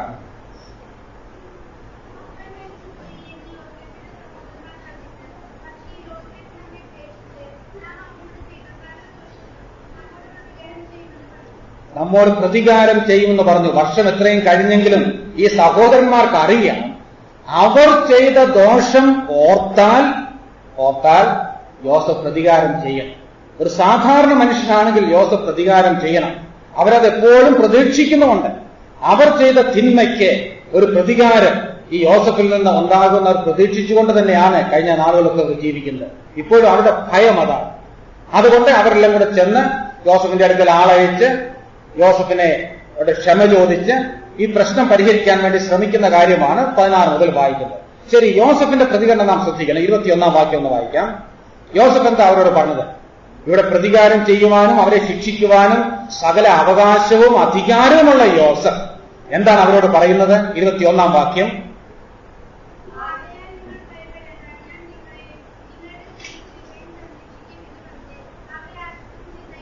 മതി. ആകയാൽ നിങ്ങൾ ഭയപ്പെടേണ്ട. ഞാൻ എന്ത് ചെയ്യും? ഞാൻ പ്രതികാരം ചെയ്യുകയല്ല, പിന്നെയോ ഞാൻ നിങ്ങളെയും നിങ്ങളുടെ കുഞ്ഞുകുട്ടികളെയും പോറ്റി രക്ഷിക്കുമെന്ന് പറഞ്ഞ് അവരെ ആശ്വസിപ്പിച്ച് ധൈര്യപ്പെടുത്തി. ഇതാണ് സൗമ്യതയുടെ ഏറ്റവും നല്ല മാതൃക. യോസഫ് കർത്താവായ യേശുക്രിസ്തുവിന്റെ ഒരു ചിത്രമായിട്ടും നാം പലപ്പോഴും പഠിക്കാറുണ്ട്. ഇവിടെ തനിക്ക് ശിക്ഷിക്കുവാൻ, അവരെ ശിക്ഷിക്കുവാൻ, പ്രതികാരം ചെയ്യുവാൻ, തന്നോട് പ്രതികാരം ചെയ്യുക, ഏറ്റവും കുറഞ്ഞത് അവരെ ശിക്ഷിച്ചില്ലെങ്കിലും അതൊന്ന് ചോദ്യം ചെയ്യാനെങ്കിലും ഉള്ള അവസരം കിട്ടിയിട്ട് അത് യോസഫ് ചെയ്യുന്നില്ല. യോസഫ് ആ വിഷയം പിന്നെ വിട്ടില്ല. യോസഫ് പറയുന്നുണ്ട്, ദൈവം നിങ്ങളല്ല, ദൈവമാണ് എന്നെ ഇങ്ങോട്ട് അയച്ചത്. നിങ്ങൾ എനിക്ക് നേരെ ദോഷം നിരൂപിച്ചു, എന്നാൽ ദൈവം അതെല്ലാം നന്മയ്ക്കായി തീർത്തു. അപ്പോൾ ഈ പ്രശ്നങ്ങളുടെ എല്ലാം നടുവിൽ അതിന്റെ പിന്നിൽ പ്രവർത്തിച്ച ദൈവത്തിന്റെ അദൃശ്യമായ കരങ്ങളാണ് യോസഫ് കാണുന്നത്. അതുകൊണ്ടാണ് ഇത്രയും സൗമ്യതയോടെ തന്റെ സഹോദരന്മാരോട് പെരുമാറുവാൻ യോസഫിനെ കഴിഞ്ഞത്. മറ്റൊരു ഉദാഹരണമാണ് മോശെ. മോശയെക്കുറിച്ച് വളരെ വ്യക്തമായിട്ട് പറയുന്നുണ്ട്. ഭൂതലത്തിലുള്ള സകല മനുഷ്യരിലും മോശെ അതിസൗമ്യനായിരുന്നു. എവിടെയാണത് പറയുന്നത്? സംഖ്യാപുസ്തകം 12-ാം അധ്യായം 3-ാം വാക്യത്തിലാണ് മോശയെക്കുറിച്ച് അങ്ങനെ ഒരു പ്രസ്താവന ദൈവത്തിന്റെ ആത്മാവ് നടത്തുന്നത്. ഈ വാക്യം ആരെഴുതിയതാണ്? ആരാ ഈ വാക്യം എഴുതുന്നത്? മോശയെക്കുറിച്ച് ഇങ്ങനെ ഒരു പ്രസ്താവന ആരാ എഴുതിയത്? മോശ തന്നെയാണെന്ന് നമുക്ക് തോന്നും, അങ്ങനെ ആയിരിക്കാം. പക്ഷേ പല വേദപണ്ഡിതന്മാരും പറയുന്നത് മോശ എഴുതാൻ ന്യായമില്ല. ഇത് പിൽക്കാലത്ത് യോശുവ എഴുതി ചേർത്ത എഡിറ്റോറിയൽ നോട്ടാണെന്ന് കരുതുന്നവരുണ്ട്. കാരണം മോശ തന്നെ പറയുകയില്ല ഞാനാണ് ഈ ഭൂമിയിലേക്ക് സൗമ്യനെന്ന്. മോശ ഒരിക്കലും പറയുകയില്ല. അങ്ങനെ പറഞ്ഞാൽ തന്റെ സൗമ്യത ഇല്ലാതെയുമാണ്. അതെന്തു തന്നെ ആയിക്കൊള്ളട്ടെ, ദൈവത്തിന്റെ ആത്മാവ് അത് രേഖപ്പെടുത്തി എന്ന് പറഞ്ഞ് അത് വിടാം. പക്ഷെ ഏത് പശ്ചാത്തലത്തിലാണ് മോശ എന്ന പുരുഷനോ ലോകത്തിലുള്ള സകല മനുഷ്യരിലും അതിസൗമ്യനാണെന്ന് പറഞ്ഞത്? അത് നാം ശ്രദ്ധിക്കണം. അതിന്റെ പശ്ചാത്തലം കൂടെ അറിയണം. അതിന്റെ 1-ാം വാക്യം മുതൽ ഒന്ന് വായിക്കും. 1-2 വാക്യങ്ങൾ വായിക്കുമ്പോൾ അതിന്റെ ബാക്ക്ഗ്രൗണ്ട് മനസ്സിലാകും.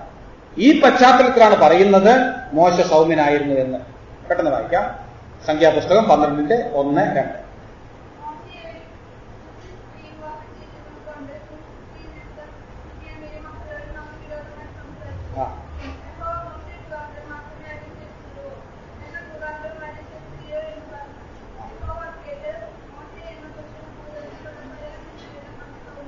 ഇവിടെ ശ്രദ്ധിക്കണം, തനിക്കെതിരെ മോശയ്ക്കെതിരെ പലപ്പോഴും ഇസ്രായേൽ മക്കൾ പിറുപിറുത്തിട്ടുണ്ട്. ലേവി ഗോത്രത്തിലുള്ളവരൊക്കെ പിറുപിറുത്തിട്ടുണ്ട്. അതൊക്കെ മനസ്സിലാക്കാം. എന്നാൽ ഇവിടെ ആരാ തനിക്കെതിരെ പിറുപിറുക്കുന്നത്? തനിക്കെതിരെ ശബ്ദമുയർത്തുന്നത് ആരാ? സ്വന്തം സഹോദരനും സഹോദരിയും മിരിയാമും അഹരോനുമാണ് തനിക്കെതിരെ സംസാരിക്കുന്നത്. അവിടെ നാം വായിക്കുന്ന ഒരു വാക്ക് എന്റെ ശ്രദ്ധയെ ആകർഷിച്ചത്. അത് ആര് കേട്ടെന്ന് എഴുതിയിരിക്കുന്നു? അത് ആര് കേട്ടു? അവർ സംസാരിച്ചത് ഇസ്രായേൽ മക്കൾ കേട്ടെന്നല്ല, മോശ കേട്ടെന്നല്ല, യഹോവ അത് കേട്ടു. യഹോവ അത് കേട്ടു. പ്രിയമുള്ളവരെ, നാം പറയുന്ന എല്ലാ കാര്യങ്ങളും ഇതുപോലെ യഹോവ ശ്രദ്ധിക്കുന്നുണ്ട്. ദൈവത്തിന്റെ അഭിഷിക്തന്മാർക്കെതിരെ നാം പലപ്പോഴും അറിഞ്ഞോ അറിയാതെ എന്തെല്ലാമാണ് പറയുന്നത്, ഇതെല്ലാം യഹോവ കേൾക്കുന്നുണ്ട്. ആ ബന്ധത്തിൽ ദൈവത്തിന്റെ ആത്മാവ് പറയുകയാണ്, മോശ എന്ന പുരുഷനോ ഭൂതലത്തിലുള്ള സകല മനുഷ്യരിലും അതിസൗമ്യനായിരുന്നു. ശരി, എങ്ങനെയാണ് മോശ ഈ പശ്ചാത്തലത്തിൽ, ഈ പ്രതികൂല സാഹചര്യത്തിൽ തനിക്കെതിരെ സ്വന്തം സഹോദരനും സഹോദരിയും സംസാരിക്കുമ്പോൾ, പിറുപിറുക്കുമ്പോൾ, മത്സരിക്കുമ്പോൾ എങ്ങനെയാണ് മോശെ ഈ സൗമ്യത വെളിപ്പെടുത്തിയത്? അത് നാം മനസ്സിലാക്കാം. താഴെയുള്ള വാക്യങ്ങൾ വായിക്കണം, ഞാൻ ചുരുക്കമായിട്ട് പറയാം. ദൈവം ഈ ബന്ധത്തിൽ ദൈവം കേട്ടു എന്ന് മാത്രമല്ല, ദൈവം ഒരു ഡിസിപ്ലിനറി ആക്ഷൻ എടുക്കുന്നുണ്ട് ഉടൻ തന്നെ. അതിനുവേണ്ടിയുള്ള ക്രമീകരണങ്ങളൊക്കെ ചെയ്തു. ദൈവം എങ്ങനെയാണ് ശിക്ഷിച്ചത്? പ്രത്യേകിച്ചും മിരിയാമിനെയാണ് ശിക്ഷിച്ചത്. ഒരു പക്ഷെങ്കിൽ മിരിയാം ആയിരിക്കാം ഈ സംഭാഷണത്തിന് തുടക്കം കൊടുത്തത്. അവരോട് കൂടെ നിന്ന് ചിലപ്പോൾ തലയാട്ടി കാണുകയുള്ളൂ. അതായത് മിരിയാമിനെയാണ് ദൈവം ശിക്ഷിക്കുന്നത്. 9-ാം വാക്യത്തിൽ യഹോവയുടെ കോപം അവരുടെ നേരെ ജ്വലിച്ചു, അവൻ മറഞ്ഞു. എന്നിട്ട് 10-ാം വാക്യത്തിൽ മേഘവും കൂടാരത്തിന്മേൽ നിന്ന് നീങ്ങിപ്പോയി, മിരിയാം ഹിമം പോലെ വെളുത്ത് കുഷ്ഠരോഗിണിയായി.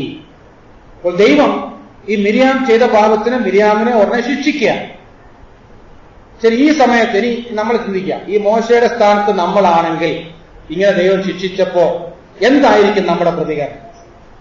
നമുക്കെതിരെ ദോഷം ചെയ്യുന്ന ഒരാളിനെ ദൈവം ശിക്ഷിച്ചു എന്നറിയുമ്പോൾ പെട്ടെന്ന് നമ്മുടെ മനസ്സിലുണ്ടാകുന്ന വികാരം എന്താ? നമ്മൾ കരയുമോ അതോ ചിരിക്കും? നമുക്ക് വളരെ സന്തോഷം. നമ്മൾ ക്രൈസ്തലോട് അപ്പോഴെങ്കിലും പറയില്ല. സാധാരണ ക്രൈസ്തലോടൊന്നും പറയില്ല. ഇങ്ങനെയുള്ള ചില സന്ദർഭങ്ങളിലൊക്കെ നമ്മൾ ക്രൈസ്തലോട് പറയും, ഏതായാലും നമ്മുടെ ദൈവം ദഹിപ്പിക്കുന്ന അഗ്നിയാണെന്ന് വാക്യമുണ്ട്. ആ വാക്യമൊക്കെ ഉച്ചരിച്ച് നമ്മൾ ക്രൈസ്തലോട് പറയും. വാസ്തവത്തിൽ ഇവിടെ മോശ സാധാരണ ഒരു മനുഷ്യന എന്ന നിലയിൽ മോശ അങ്ങനെയാണ് പറയേണ്ടത്. പക്ഷെ മോശയുടെ പ്രതികരണം നാം ശ്രദ്ധിക്കണം. അതിന്റെ 14-ാം വാക്യം അല്ല 13-ാം വാക്യം ഒന്ന് വായിക്കുക. 13-ാം വാക്യം മോശയുടെ പ്രതികരണം ശ്രദ്ധിക്കണം. ദൈവം മിരിയാമിനെ ശിക്ഷിച്ച് അവൾ കുഷ്ഠരോഗിയായി തീർന്നപ്പോ അത് കണ്ട് സന്തോഷിക്കുകയോ അല്ല, അവൾക്ക് അങ്ങനെ സംഭവിക്കണം, ഏതായാലും അവൾ എന്നെക്കുറിച്ച് അങ്ങനെ പറഞ്ഞല്ലോ, അങ്ങനെയല്ല പ്രതികരിച്ചത്. 13-ാം വാക്യം അപ്പോൾ മോശ യഹോവയോട്, ദൈവമേ അവളെ സൗഖ്യമാക്കണമേ എന്ന് എന്താ പറയുന്നത്? അർത്ഥവാക്യം കേവലം പ്രാർത്ഥിക്കുകയല്ല, എഴുതിയിരിക്കുന്നത് എന്താ? നിലവിളിച്ചു എന്ന് പറഞ്ഞാൽ നിലവിളിച്ച് പ്രാർത്ഥിക്കുകയാണ്. അയ്യോ ദൈവമേ, എങ്ങനെയെങ്കിലും അവളെ സൗഖ്യമാക്കണമേ, അവളുടെ പാപം ഓർക്കരുത് എന്ന് പറഞ്ഞ് തികഞ്ഞ ആത്മാർത്ഥതയോടെ താൻ നിലവിളിച്ച് പ്രാർത്ഥിക്കുകയാണ്. ഏതായാലും ദൈവം ആ ശിക്ഷ അല്പസമയം കഴിഞ്ഞിട്ട് ഒരാഴ്ച കഴിഞ്ഞ് പിൻവലിക്കുന്നുണ്ട്.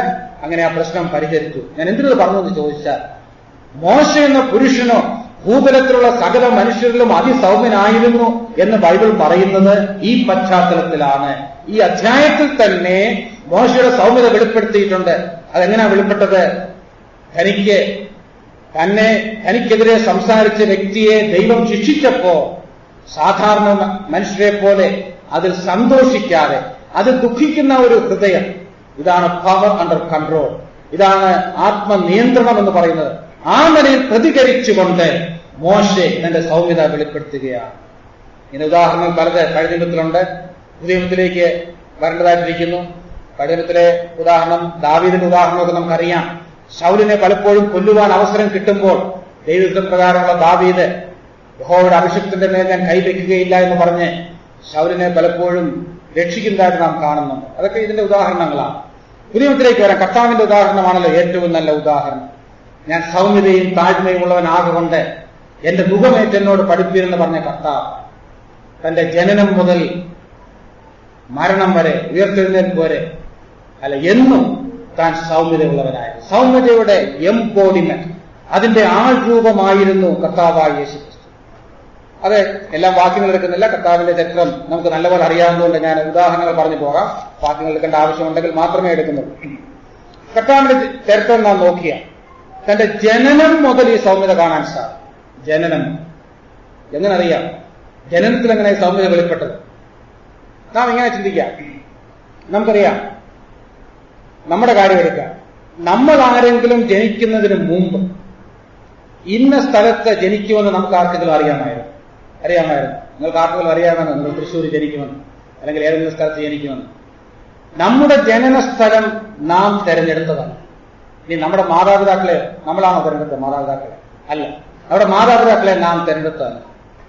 എന്നാൽ ഈ ലോകത്ത് ഒരു മനുഷ്യന് മാത്രം, അല്ലെങ്കിൽ ഒരു വ്യക്തിക്ക് മാത്രമേ ജനനസ്ഥലവും മാതാപിതാക്കളും കുടുംബവും ഒക്കെ തിരഞ്ഞെടുക്കാനുള്ള സ്വാതന്ത്ര്യമുണ്ടായിരുന്നു. അത് യേശുക്രിസ്തുവിനായിരുന്നു. എന്നാൽ അങ്ങനെ തിരഞ്ഞെടുക്കേണ്ടി വന്നപ്പോൾ താൻ എങ്ങനെയുള്ളൊരു കുടുംബമാണ് തിരഞ്ഞെടുത്തത്? ആ തച്ചന്റെ കുടുംബം. വാസ്തവത്തിൽ ഒരു ദരിദ്ര കുടുംബത്തിൽ പിറന്നു വീഴുവാൻ, ജനിക്കുവാൻ തക്കവണ്ണം ആ കുടുംബം തെരഞ്ഞെടുപ്പിൽ കൂടെ കർത്താവ് സൗമ്യത വെളിപ്പെടുത്തുകയായിരുന്നു. ഞാൻ ചിലപ്പോൾ ഇങ്ങനെ പറയാറുണ്ട്, നാം ഇങ്ങനെ സാങ്കല്പികമാണ്, ഇങ്ങനെ ചിന്തിക്കുക, നമുക്കാർക്കെങ്കിലും ഇങ്ങനെ ഒരു ചോയ്സ് ദൈവം തന്നിരുന്നുവെങ്കിൽ നമ്മുടെ ഈ ജീവിതം കഴിഞ്ഞ ഒരു ജീവിതം കൂടെ ഉണ്ടെന്ന് സങ്കല്പിക്കുക. അങ്ങനെ സങ്കല്പമാണ്, അങ്ങനെ ഞാൻ പഠിപ്പിച്ചെന്ന് ചെന്ന് പറഞ്ഞു കളയരുത് ആരോടും. പുനർജന്മത്തിലൊന്നും നാം വിശ്വസിക്കുന്നില്ല. നമുക്കിനി ഒരു ജീവിതം കൂടെ ഉണ്ടെന്ന് അങ്ങ് സങ്കല്പിക്കും. പക്ഷേ ദൈവം നമ്മളെ വിളിച്ച് പറയുകയാണ്, ഈ ഭൂമിയിൽ എവിടെ ജനിക്കണം എന്നുള്ളത് നിങ്ങൾക്ക് തീരുമാനിക്കാം. ഏത് കുടുംബത്തിൽ ജനിക്കണം, ഏത് സ്ഥലത്ത് ജനിക്കണം, ഏത് രാജ്യത്ത് ജനിക്കണം, ഇത് നിങ്ങൾക്ക് തീരുമാനിക്കാമെന്ന് പറയാൻ നമുക്കൊരു ചോയ്സ് തന്നാൽ നമ്മൾ എന്ത് പറയും ദൈവത്തോട്? കുറച്ച് പറയാൻ ബുദ്ധിമുട്ടുണ്ടല്ലേ. നമ്മൾ ആരെങ്കിലും ഇന്ത്യയിൽ ജനിക്കണമെന്ന് പറയും? എനിക്ക് തോന്നുന്നില്ല നമ്മളാരും ഇന്ത്യയിൽ ജനിക്കണമെന്ന് പറയും. ഇന്ത്യയിൽ ജനിക്കണമെന്നും ആഫ്രിക്കയിൽ ജനിക്കണമെന്നും ആരും പറയും. എവിടെ ജനിക്കണമെന്ന് പറയുമ്പോൾ ന്യൂസിലാൻഡ്, ചിലർക്ക് ന്യൂസിലാൻഡ് വേണം, ചിലർക്ക് അമേരിക്ക വേണം. പറയാൻ അവസരം കൊടുത്താൽ കുട്ടികളായതുകൊണ്ട് ഉള്ള സത്യം പറയും, പ്രായമുള്ളവർ മിണ്ടത്തില്ലെന്നേ ഉള്ളൂ. അവരുടെ മനസ്സിലൊരു ഇത് തന്നെയാണ്. അപ്പൊ നമുക്കാർക്കെങ്കിലും നമ്മുടെ ജന്മസ്ഥലം ചൂസ് ചെയ്യാൻ ഒരു അവസരം കിട്ടിയാൽ ലോകത്തിലെ ഏറ്റവും സമ്പന്നമായ രാജ്യങ്ങളും ഫലഭൂഷ്ടമായ സ്ഥലങ്ങളൊക്കെ നമ്മൾ തിരഞ്ഞെടുക്കുകയുള്ളൂ. നമ്മുടെ മാതാപിതാക്കളെ തിരഞ്ഞെടുക്കാൻ അവസരം കിട്ടിയാലോ നമ്മളെല്ലാം പറയും ബിൽ ഗേറ്റ്സിന്റെ കുടുംബത്തിൽ തന്നെ ജനിക്കണമെന്ന് പറയും, അല്ലേ? മറ്റൊന്നും പോരാ. ഞാൻ പറഞ്ഞതിന്റെ താല്പര്യം മനസ്സിലായല്ലോ. അപ്പൊ ഇങ്ങനൊരു അവസരം കിട്ടിയാൽ നമ്മൾ ആരും കർത്താവ് കാണിച്ച സൗമ്യത വെളിപ്പെടുത്തുകയില്ല. അപ്പോഴറിയാം കർത്താവിന്റെ സൗമ്യത എത്രമാണ്. തീർന്നില്ല, താൻ ഈ ഭൂമിയിൽ ജീവിച്ചപ്പോൾ ഓരോ ദിവസവും സൗമ്യത വെളിപ്പെടുത്തിയാണ് ജീവിച്ചത്. തന്റെ സഹോദരന്മാർ അവർ അവിശ്വാസികളായിരുന്നു നാം വായിക്കുന്നു. തന്റെ സഹോദരന്മാരായ 4 പേരുടെ കാര്യം നാം വായിക്കുന്നു. സഹോദരിമാരും എന്ന് വായിക്കുന്നുണ്ട്. അതുകൊണ്ട് ഏറ്റവും കുറഞ്ഞ എത്ര പേര് കാണും? 2 പേര് കാണും. ഒരു വലിയ കുടുംബത്തിലാണ് കർത്താവ് ജീവിച്ചത്. ഒരു ചെറിയ വീട്ടിൽ ഒരു വലിയ കുടുംബത്തിൽ ജീവിച്ചു. എത്രമാത്രം ബുദ്ധിമുട്ടുകൾ ഈ സഹോദരന്മാരും സഹോദരിമാരും താൻ അനുഭവിച്ചു കാണും. എന്നാൽ അവിടെയെല്ലാം താൻ തന്റെ സൗമ്യത വെളിപ്പെടുത്തിയാണ് ജീവിച്ചത്. വേദപുസ്തകത്തിൽ അത് രേഖപ്പെടുത്തിയിട്ടില്ല. വീണ്ടും കർത്താവിന്റെ ക്രൂശീകരണം നാം നോക്കുക. ആ ക്രൂശീകരണ സമയത്ത് അതിനു മുമ്പ് തന്നെ പിടിക്കുവാൻ വരുന്നവർ അവരെന്തെല്ലാം നിലയിലാണ് തന്നെ ദുഷിക്കുന്നത്. എന്തിന്? തന്നെ അറസ്റ്റ് ചെയ്യാൻ വന്നപ്പോൾ അവർ വലിയ പട്ടാളവുമായിട്ടൊക്കെ വന്നു. ഞാൻ ചോദിക്കട്ടെ, ഈ സമയത്ത് കർത്താവിന് രക്ഷപ്പെടാൻ സാധിക്കുമായിരുന്നു? തീർച്ചയായും സാധിക്കുമായിരുന്നു. ഞാനാണ്, എന്നെ പിടിച്ചുകൊള്ളുക എന്ന് കർത്താവ് പറഞ്ഞപ്പോൾ യോഹന്നാൻ 18:6 നാം വായിക്കുന്നു, അവർ പിൻവാങ്ങി നിലത്തു വീണു. അവരെ അറസ്റ്റ് ചെയ്യാൻ വന്നപ്പോഴും താൻ പൂർണ്ണ ദൈവമാണ്, തനിക്ക് അവിടുന്ന് രക്ഷപ്പെടാനുള്ള എല്ലാ അവകാശവും അധികാരവും ശക്തിയുമുണ്ട്. എന്നാൽ സ്വയം താൻ അവർക്ക് ഏൽപ്പിച്ചു കൊടുക്കുകയാണ്, തന്റെ സൗമ്യത വെളിപ്പെടുകയാണ്. 1 പത്രോസ് 2:23 ഒരു പ്രയോഗമുണ്ട്, തന്നെ ശകാരിച്ചിട്ട് പകരം ശകാരിക്കാതെയും പിന്നെ കഷ്ടം അനുഭവിച്ചിട്ട് ഭീഷണം പറയാതെയും ന്യായമായി വിധിക്കുന്നതെങ്കിൽ എല്ലാം ഭരമേൽപ്പിച്ചു നാം വായിക്കുകയാണ്. കർത്താവിന്റെ സൗമ്യതയുടെ ഒരു വിശദീകരണമാണ് പത്രോസ് കൊടുക്കുന്നത്. തന്നെ മറ്റുള്ളവർ ശകാരിച്ചപ്പോൾ സാധാരണ മനുഷ്യരാണെങ്കിൽ പകരം ശകാരിക്കും. കർത്താവ് അത് ചെയ്തില്ല. എന്തുകൊണ്ട്? Because his power was under his control. തന്റെ ശക്തി നിയന്ത്രണ വിധേയമായിരുന്നു. ശകാരിച്ചവരെ പകരം ശകാരിച്ചില്ല, തന്നെ ദുഷിച്ചവരെ പകരം ദുഷിച്ചില്ല, കഷ്ടം അനുഭവിച്ചിട്ട് ഭീഷണം പറഞ്ഞില്ല. എന്ന് പറഞ്ഞാൽ he didn't threaten them. അവരെ ഭീഷണിപ്പെടുത്തിയില്ല. കർത്താവിനെ പിലാത്തോസ് വിസ്തരിച്ചു. ഞാൻ ചോദിക്കട്ടെ, പിലാത്തോസ് വിസ്തരിച്ചപ്പോൾ കർത്താവിന് അറിയത്തില്ലേ? 3 ദിവസം കഴിയുമ്പോൾ കർത്താവ് ഉയർത്തെഴുന്നേൽക്കുമെന്ന് അറിയത്തില്ല? അറിയാം.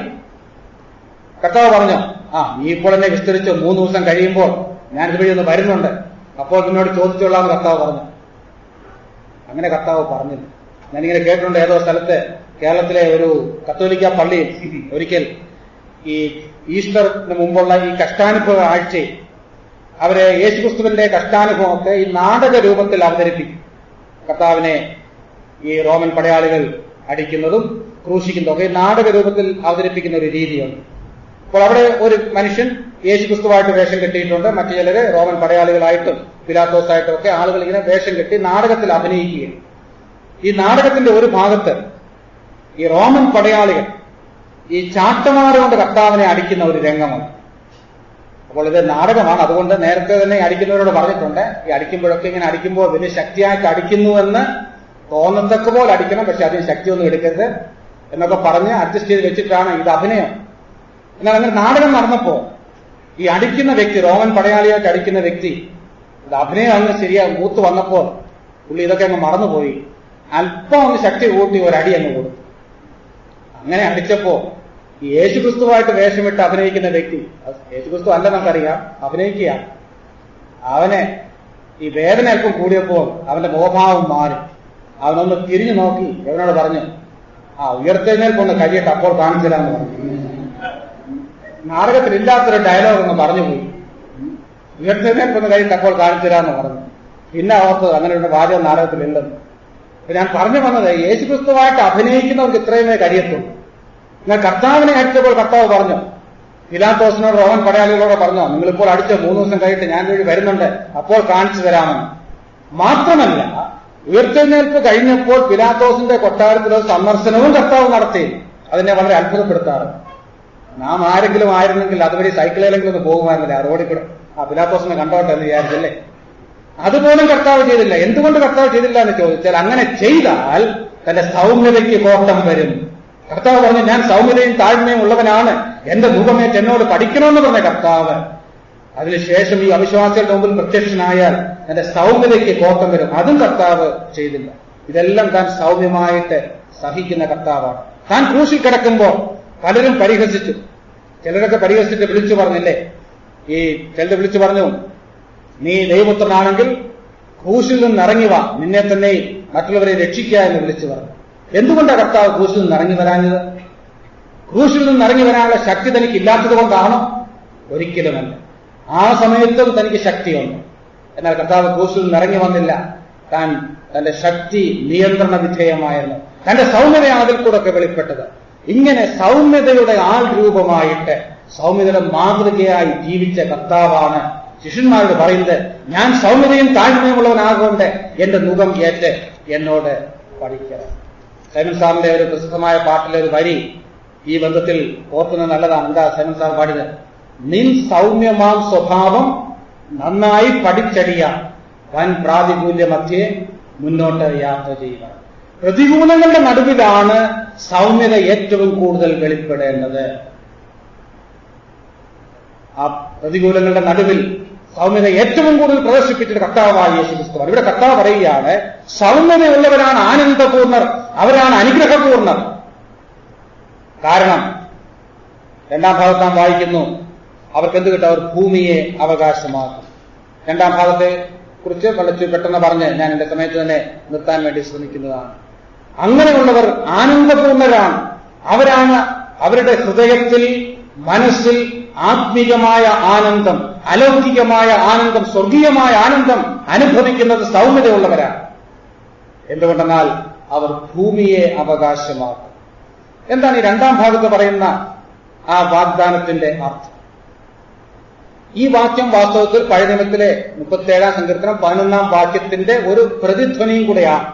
പഴയ നിയമത്തിൽ ഇതേ ആശയത്തിൽ നാം വായിക്കുന്നുണ്ട്, സൗമ്യതയുള്ളവർ ഭൂമിയെ അവകാശമാക്കും, അവർ സമാധാന സമൃദ്ധിയിൽ ആനന്ദിക്കുമെന്നൊക്കെ നാം വായിക്കുന്നുണ്ട്.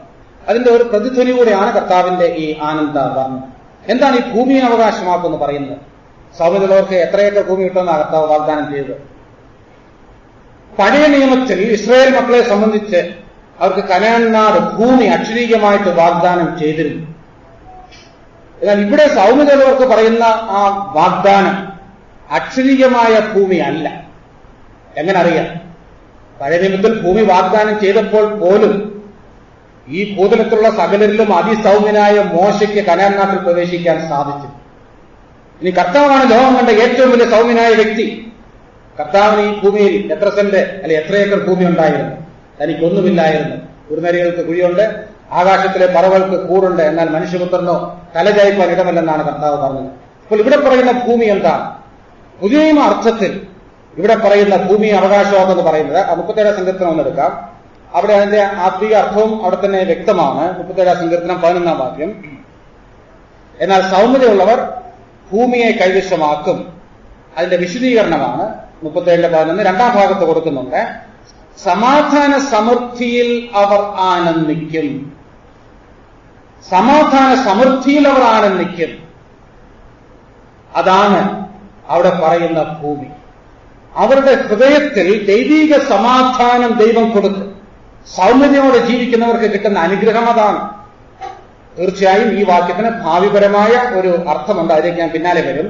എന്നാൽ ഇപ്പോൾ ഈ വാക്യത്തിന്റെ അർത്ഥം ഇതാണ്: ഈ ലോകത്തിൽ നമുക്ക് 100 ഏക്കർ ഭൂമി കിട്ടുമെന്നല്ല, പിന്നെയോ യേശുക്രിസ്തുവിന്റെ സൗമ്യത അനുദിന ജീവിതത്തിൽ പ്രായോഗികമാക്കി ദൈവകൃപയിൽ ആശ്രയിച്ച് ജീവിക്കുന്നവർക്ക് അവർ സമാധാനത്തിന്റെ സമൃദ്ധിയിൽ ജീവിക്കും. പുതിയ നിയമത്തിൽ കനാൻ നാടെന്ന് പഴയ നിയമത്തിൽ പറയുന്നത്, അല്ല, പുതിയ നിയമ അർത്ഥം എന്ന് പറയുന്നത് സമൃദ്ധമായ ക്രിസ്തീയ ജീവിതമാണ്. യോഹന്നാൻ 10:10 കർത്താവ് പറഞ്ഞു, ഞാൻ എന്തിനാ വന്നിരിക്കുന്നത്? അവർക്ക് ജീവൻ ഉണ്ടാകുവാനും സമൃദ്ധിയായ ജീവൻ ഉണ്ടാകുവാനും അത്രേ. സമൃദ്ധമായ ക്രിസ്ത്യ ജീവിതം എന്ന് പറഞ്ഞാൽ ആത്മനിറവിന്റെ ജീവിതം, ആത്മാവിന്റെ ഫലം പുറപ്പെടുവിച്ചുകൊണ്ടുള്ള ജീവിതം, വിജയകരമായ ക്രിസ്തീയ ജീവിതം, പുരോഗതിയുള്ള ജീവിതം. ആ ജീവിതത്തിന്റെ സ്വസ്ഥത, സമാധാനം, സന്തോഷം അവർക്ക് ഈ ഭൂമിയിൽ ആസ്വദിക്കാൻ കഴിയും. അതുകൊണ്ടാണ് അവർ ആനന്ദപൂർണ്ണം എന്ന് കർത്താവ് പറഞ്ഞത്. ഭാവിയിൽ സഹസ്രാബ്ദ വാഴ്ചക്കാലത്ത് ഇന്ന് കർത്താവിനോടുകൂടെ കഷ്ടം അനുഭവിക്കുന്നവർക്ക് തീർച്ചയായും അക്ഷരാർത്ഥത്തിൽ തന്നെ ഭൂമി കിട്ടും, അത് വേറൊരു വിഷയം. എന്നാൽ ഇന്ന് ഈ വാഗ്ദാനം കർത്താവ് തരുന്ന അനുഗ്രഹം എന്ന് പറയുന്നത്, ആ ഭൂമി എന്ന് പറയുന്നത് നമുക്ക് ലഭിക്കുന്ന ആത്മീയ അനുഗ്രഹങ്ങളാണ്. സ്വർഗത്തിലെ സകല ആത്മീയ അനുഗ്രഹങ്ങളാലും ഇന്ന് നമ്മെ അനുഗ്രഹിച്ച് സ്വർഗത്തിൽ ഇരുത്തിയിരിക്കുന്നുവെന്ന് എഫേസ്യ ലേഖനത്തിൽ നാം വായിക്കുന്നുണ്ട്. അപ്പോൾ ആ നിലയിൽ പരിശുദ്ധാത്മാവിന്റെ നിയന്ത്രണത്തിൽ ജീവിക്കുന്നത് മുഖാന്തരം ഹൃദയത്തിൽ അഥവാ മനസ്സിൽ അനുഭവിക്കുവാൻ കഴിയുന്ന ദൈവീക സമാധാനം, സകല ബുദ്ധിയെയും കവിയുന്ന ദൈവീക സമാധാനം എന്ന് ഫിലിപ്പിയർ 4:7 വായിക്കുന്നു. ഞാൻ ചില വാക്യങ്ങൾ ഉദ്ധരിച്ചു പോയി, നിങ്ങൾ കുറിക്കേണ്ടത് കുറിച്ചാണെന്ന് ഞാൻ വിചാരിക്കുന്നു.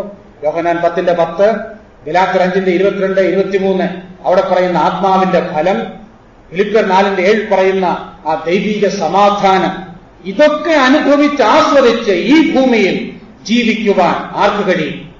സൗമ്യതയുള്ളവർക്ക് കഴിയും. സൗമ്യതയില്ലാത്തവർക്ക് അവർക്ക് മാനസികമായ സ്വസ്ഥത അനുഭവിക്കുവാൻ കഴിയുകയില്ല. സൗമ്യതയുള്ളവർക്ക് സംതൃപ്തിയുള്ളൊരു ജീവിതം നയിക്കുവാൻ സാധിക്കും. അലംഭാവത്തോടുകൂടിയ ദൈവഭക്തി വലിയ ആദായമാകുന്നു എന്ന് പൗലോസ് പറയുന്നുണ്ട്. ദൈവഭക്തി എന്നുള്ള വിഷയം നാം പഠിക്കുന്നുണ്ട്, അവിടെ ഈ ആശയം വരുന്നുണ്ട്. മതിയെന്ന ഭാവം, സംതൃപ്തി. ഇന്ന് കണ്ടന്മെന്റ് ഇല്ല, സംതൃപ്തി ഇല്ല എന്നുള്ളതാണ് പലപ്പോഴും മനുഷ്യന്റെ ഏറ്റവും വലിയ പ്രശ്നം. ഈ കഴിഞ്ഞ നൂറ്റാണ്ടിൽ ജീവിച്ചിരുന്ന ജോൺ ഡി റോക്ക്ഫെല്ലറെ കുറിച്ച് ഇങ്ങനെ ഒരു ചരിത്രം പറഞ്ഞു കേട്ടിട്ടുണ്ട്. അദ്ദേഹം അക്കാലത്ത് അറിയപ്പെടുന്ന ഏറ്റവും വലിയ സമ്പന്നനായിരുന്നു. ഒരിക്കൽ പത്രപ്രവർത്തകർ തന്നോട് ചോദിച്ചു, റോക്ക്ഫെല്ലറോട്, താങ്കൾക്ക് എത്ര ഡോളർ കിട്ടിയാൽ താങ്കൾ പൂർണ്ണമായി തൃപ്തനാകും? When you will be content, താങ്കൾ സംതൃപ്തി ഉണ്ടാകും. അപ്പോൾ അദ്ദേഹം പറഞ്ഞത്, when I get $1 more than what I have now. എനിക്ക് ഇപ്പോഴുള്ളതിനേക്കാൾ $1 കൂടെ കൂടുതൽ കിട്ടുമ്പോൾ ഞാൻ സംതൃപ്തനാകും എന്ന് പറഞ്ഞു. എന്റെ അർത്ഥം മനസ്സിലായോ? അപ്പോൾ ആ $1 കിട്ടുമ്പോഴോ പിന്നെയും $1 കിട്ടണം എന്ന് പറഞ്ഞാൽ ഞാൻ ഒരിക്കലും സംതൃപ്തനാകയില്ലെന്നാണ് അദ്ദേഹം പറഞ്ഞു വെച്ചത്. വാസ്തവത്തിൽ എത്ര ധനികനാണെങ്കിലും സംതൃപ്തി ഇല്ലെങ്കിൽ അവൻ ധനികനല്ല. ആരാണ് ലോകത്തിലെ ഏറ്റവും വലിയ ധനികനെന്ന് ചോദിച്ചാൽ ഹൃദയത്തിൽ സംതൃപ്തി അനുഭവിക്കുന്നവനാണ്. ആ സംതൃപ്തിയും സമാധാനവും സന്തോഷവും, അതാണ് ഇവിടെ പറയുന്ന ഭൂമിയെ അവകാശമാക്കൽ എന്ന് പറഞ്ഞാൽ. ഭൂമിയെ അവകാശമാക്കുന്നവർ രാജാക്കന്മാരാണ്. അവർ രാജാക്കന്മാരായിട്ട് വാഴും.